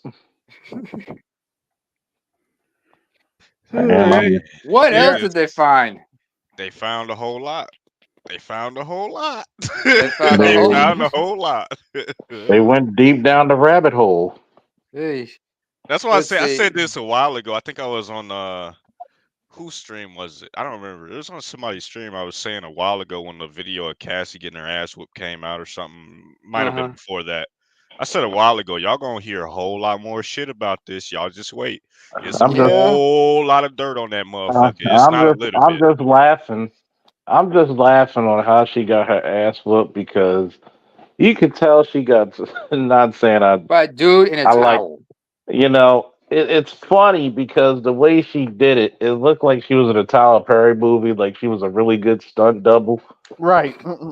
But goddamn, she sure could take an ass whooping, boy. Like she taking a Rock and Roll Express Ricky Martin ass whooping, boy. She can sure make it sell it. It did look like something straight out of a Tyler Perry movie though when he came out with that towel. Oh man. And God knows. And you know the sad part about it? He had to be dark skinned too. God damn. You ever notice every bad black guy in theater in the cinema has to be the dark skinned nigga, never the light skinned nigga. It's all started from fucking Danny Glover and that goddamn Color Purple. Feel it. Feel it. And then nobody knows the guy's name, and it's the bald black guy with no beard who plays an ass beater in every movie he plays. But guess what? I'm gonna tell you what. Even Blair Underwood, women used to go crazy for Blair Underwood. Even he was beating ass in a Tyler Perry movie. He got hit with the grits. Remember? Mm-hmm. Also, let's not forget they remember Wesley Snipes' New Jack City. Slap the shit out of him. Sit your $5 ass down before I make change. God damn, man. Shout out to Blair Underwood, man. That chick closed the door. She barely closed the door. He turned around and slapped the shit out. I was like, damn. I'm like, damn, nigga, you didn't even wait. Mm-mm. He held that in check. Mm-mm. He said 1,000 bottles. I mean, like to keep it 100. I mean, like I think that I didn't see a picture or anything, but I know that he has been advocating on behalf of Diddy, and I think that the reason he's doing that is because obviously Diddy is a portrayal of a black man that is in business and is successful, right? But I He's think got that dirt on everybody. I think he's disassociating that from the fact of a lot of his dubious history. I mean, Yeah, like, but don't forget- unfortunately, this motherfucker's real dirty. Diddy's done a lot of bad shit throughout the years, and this is not just limited to his sexual escapades. And I don't think that I don't think most black men or men in general are, going to crucify him by virtue of only his sexual escapades. I don't think that's the case. That's just my opinion, though. We'll just make fun of him, though. That is funny. You cannot get away from getting roasted on that shit. Period. You're gonna get roasted. You're going to get roasted because you're going to be called a diddler. Oh, man. Keep in mind also that, if he goes, he's going to start dropping names. He's got dirt on a lot of people, so they're probably going to say, like, Oh, he's rolling. I'm waiting on he's rolling. And the reason he's rolling is because he's going to be in there probably for life if he doesn't. So he's going to roll. What do you say? Ladies and gentlemen, welcome, Raleigh, North Carolina's own Edward, Mr. Bad Motherfucker Anderson. I'm rolling. All my niggas rolling. Keep that fucking bandana. Hulk Hogan. Cutting up like scissors. This Blizzard keep your head on head. What's going on, Ed? Oh man, I'd be surprised if Diddy doesn't roll. Honestly, if he keeps his mouth shut, that would surprise me. I mean, hell, when it comes to orifices, he doesn't keep a lot of shit shut, does he? Yeah, well. So Well, I mean, either which way, I think he's got too much incriminating evidence anyway. So even if he doesn't roll, they got people anyway. So. Dee.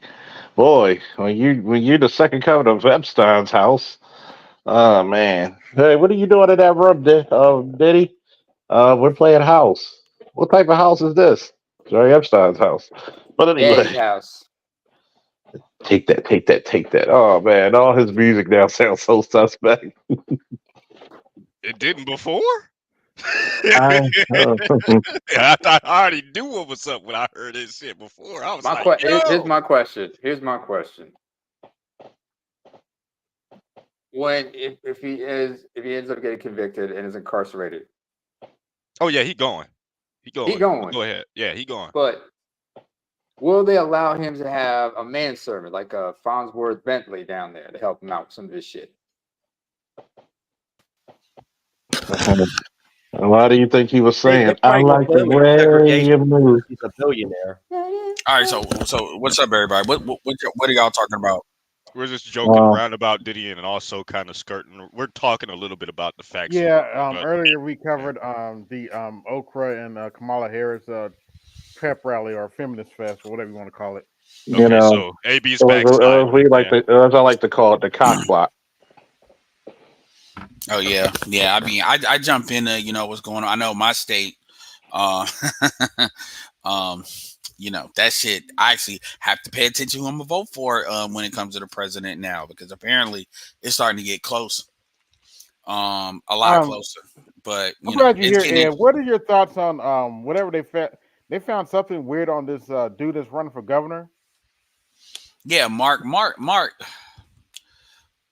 That dude say a lot of crazy shit. Said some crazy shit. And the problem is, it's like, okay, he can win elections because lieutenant governor. But the thing is, he says a lot of stuff that's not necessarily somebody you want to run for governor, especially when you add in the fact he's black. And when I say crazy stuff, he reminds me a lot of Jason Whitlock. Just without getting into details, like he'll say, and he say shit just like Jason Whitlock, and the way they'll frame it like he's talking to all women, because they never say it's black women, it's always like white women, and so you already know what time that is. And the Democrats are doing very well in the state, mainly because quite frankly, they're tired of Republicans having like a veto-proof majority for the governor, and they, with them redistributing lines and stuff like that, and it's a lot of people moving here from other places that are making it a little bit more bluer.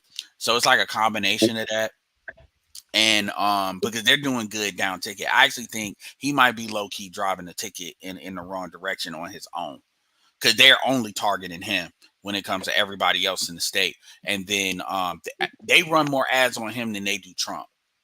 Damn. That's a feat. Yeah, pretty much. They run pro Kamala ads, and then they run ads on him. And then the guy he's running against was an attorney general, so it's not like he's a nobody. And they always like, he cleared out the R kits, and to be fair, he ain't. He's all right, attorney general. I mean, usually the Democratic governors and stuff, they pretty much middle of the road. They're not crazy. Most of them, even the Republicans, are actually centrist. And so. Yeah, I'm surprised. I think he got out of the primary because he was lieutenant governor. So the question of can he be elected? Well, shit, he got elected lieutenant governor. You just don't get that if you just are not viable. But they must have been holding a lot of their ammo for like if he did run for governor. So it is what it is. He's about 11 points down, and Trump is like it's within the margin of error for Trump and Harris. And North Carolinians have demonstrated they'll vote for a president one way and then vote the other way for everybody else. So it's not necessarily like a down ticket thing. It does depend. I've seen that. Anyway, that's what's going on with that. Yeah, because if I'm not mistaken, when they voted for Trump, they elected a Democratic governor. Yeah. So they'll do that. And even the Republicans have had like a year where they just floored everybody. You still had the Secretary of State been there for a while, hold it. So people do pay. People vote specifically for people even within the state. So, and so black men black men can make a big difference. It really will depend. And so I didn't think it would be that close. I didn't know I pretty much knew he would probably lose, but I didn't think it'd be that close with Trump. So yeah, so it just depends. We'll see. But black men definitely are gonna make be critical in North Carolina. Like, so we'll see how many of them will go with the gynocracy, because you gotta think we got a black man running, and the truth is the stuff he say, it ain't even crazy. It's just a lot of it is manosphere-ish. Like, if you get like somebody, like, imagine if David Carroll ran for president, ran for governor, maybe a lighter version of that. If David Carroll mixed with Jason Whitlock, it's kind of like that. So it's not like the stuff he says is just like crazy. It's just in a public discourse. You know, people are not ready to hear that shit that bluntly like that from a black man. Shit, you see how mad they get over JD Vance, and JD Vance is a lot more articulate. We're gonna use that for a white dude now. Articulate with communicating the stuff that he communicates. Mark is way more blunt than that. Mark is that kind of a black uncle. Trump. Mark is that uncle in the barbecue or in Thanksgiving. He don't give a fuck. He said, "Yeah, my wife is white. What?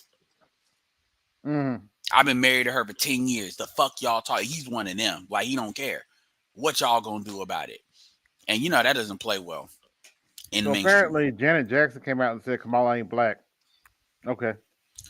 Janet's, you know. So you can I ask you a quick question, Ed? Because you might have actually already seen the advertisement, or maybe you actually know a bit more about this candidate than I do. Not that it matters to me, because I'm not in South Carolina. As you know, I'm in Indiana. I'm not either. Or excuse me, North Carolina. Excuse me, that's my bad. There's a difference now. My bad. Jada Black is in South Carolina, by the way. Yeah, that's my fault. About this guy, did he act? What was his full statement in the context around Also, his you know, slavery Democrats. statement? You also know Democrats ain't winning in no South Carolina too. So that's also a yeah.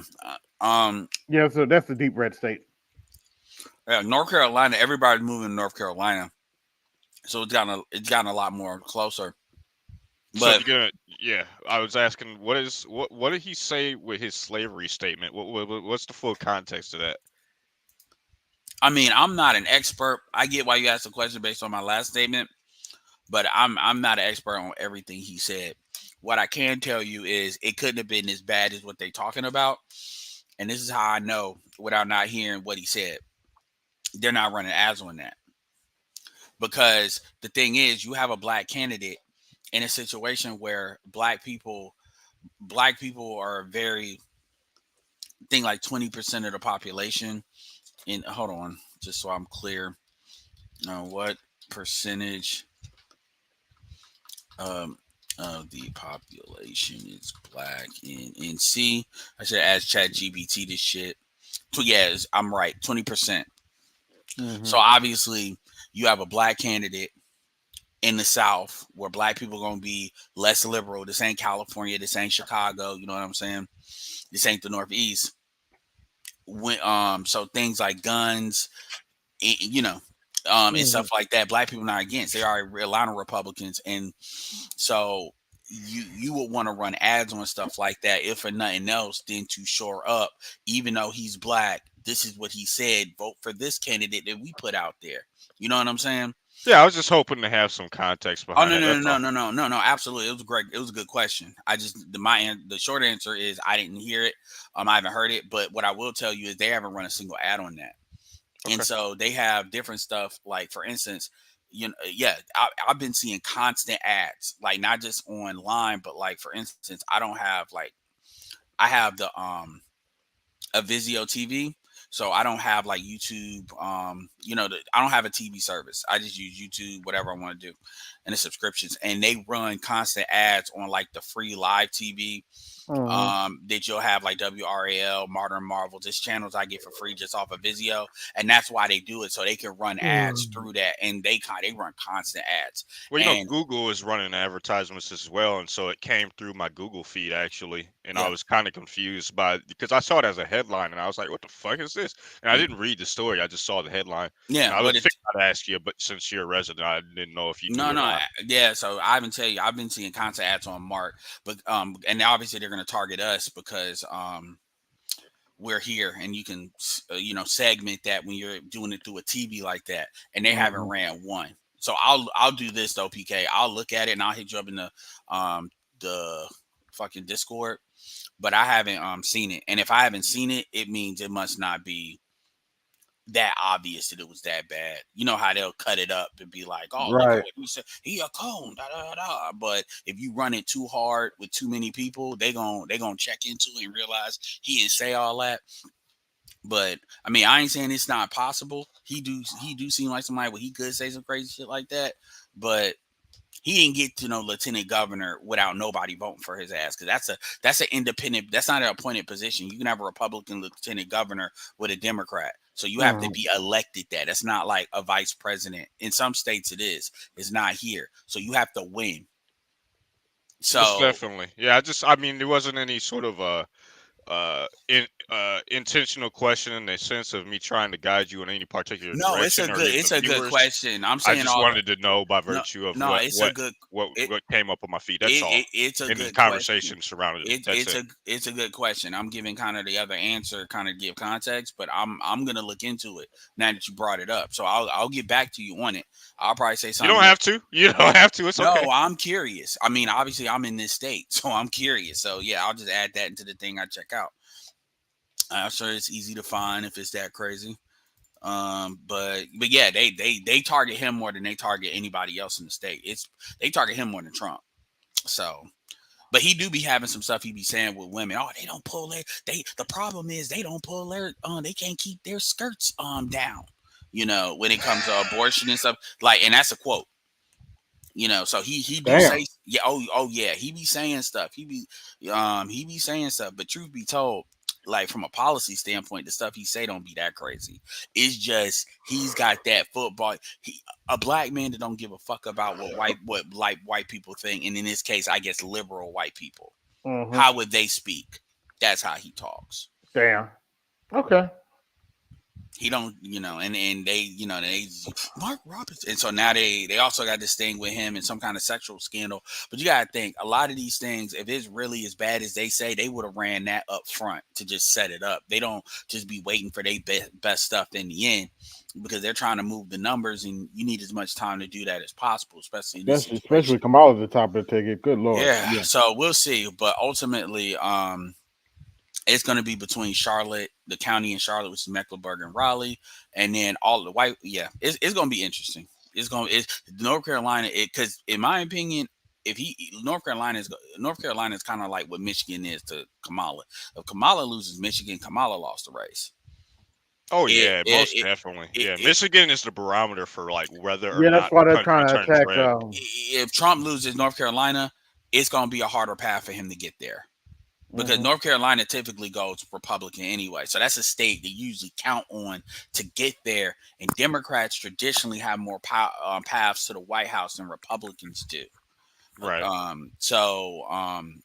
Yeah, the thing that's kind of helping Trump is Florida. He's got Florida in the bag, and he's got Ohio in the bag. So he may have, a little bit more open stuff. But yeah, so we'll see. It really is going to depend on who gets out and vote. I think early voting is big in North Carolina too. So I think Wisconsin, Michigan, Illinois, those three states in particular kind of can tell you the barometer and the weather.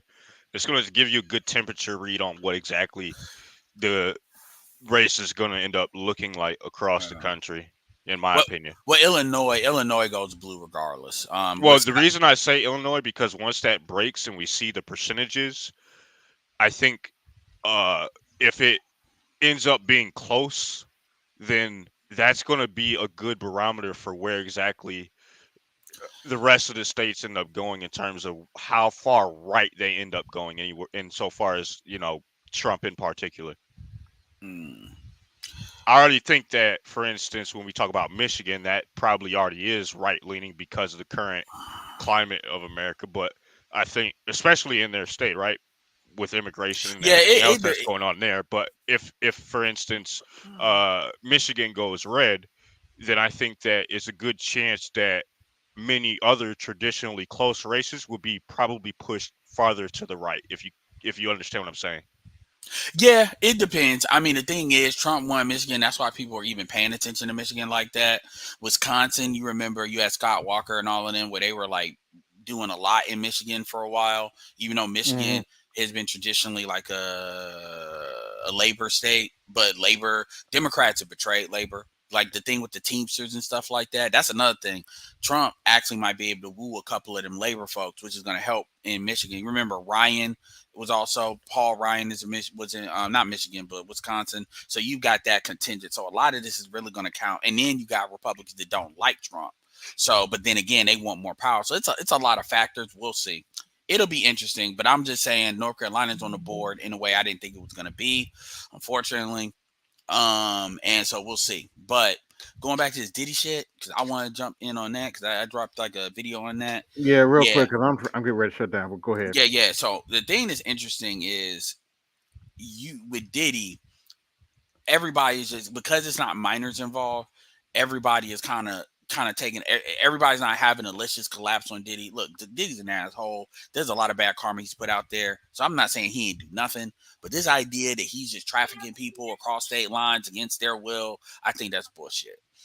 He's got what he's got with Cassie, but I'm interested. I don't think they have a lot of evidence on her with her because that stuff was settled. So they got to look at what happened with everybody else. And y'all got the videotapes of the acts, but that has nothing to do with how did they get there. The videotapes don't tell you how they got there. The videotapes don't prove coercion. Unless it's literally on tape that you literally force it. You know what I'm saying? So it's kind of like they're using these hyper words like sex trafficking, coercion, RICO, when in actuality, the difference between, in my opinion, Diddy and Epstein is Epstein had a whole ring. I don't think Diddy did. But then again, you got CEOs in the music industry all of a sudden piecing out. You got different celebrities acting like they scared. But then again, why you acting scared when you ain't got no charges put on you? Because that's bringing undue attention. So I don't know if that's kind of got 1,000 bottles. Yeah, it sounds crazy. It does sound crazy. But something's happening in the music industry because I heard a whole bunch of artists got laid off. Well, when you have multiple music execs dropping out at the same time, like, come on, man. There's too much here. This isn't a nothing burger. I hate to break it to you. He probably did a lot of fuck shit, and a lot of people are implicated in this. Oh yeah, and I mean, in the music industry, absolutely. But you know, people be like, "Oh, this is like Epstein." No, Epstein had politicians. Way more stuff with Epstein. Technically, what's it called is probably located in the music and entertainment industry. And I'm just surprised that like white folks would get that rap. Like, I would be surprised if white folks would get comfortable doing stuff like that with a black dude. You know what I'm saying? Like, I'm talking about execs. I'm not talking about, let's say, artists. I could see like Hugh Hefner. I could see the Epstein, because there's certain levels, even where Diddy is, where you get to certain levels, these folks are going to be smarter than that because they don't want to have no leverage on you, because taking you out is not the thing that they want to do, because that creates attention. Even with Trump, what they did with Trump, that is not something they want to do, because that brings too much attention. And if that stuff keeps happening, then people going to realize there's a pattern there that has to be dealt with.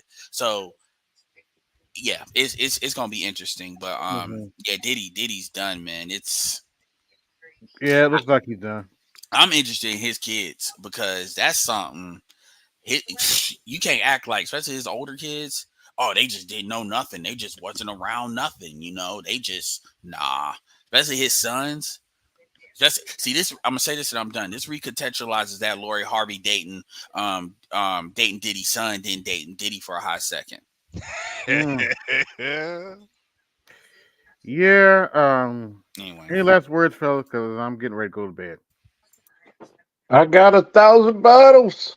I hope not. I hope you don't.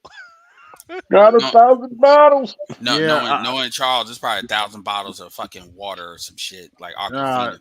No cognac, but I'd like to thank everybody that came through. This is AB Media 83, and I'm out. Peace. Yo, this is AB Media 83. Want to support the channel? Hit the Cash App. Also, be sure to like, share, and subscribe to the video. Also, be sure to hit that bell notification so you can be notified next time I upload a live stream or video.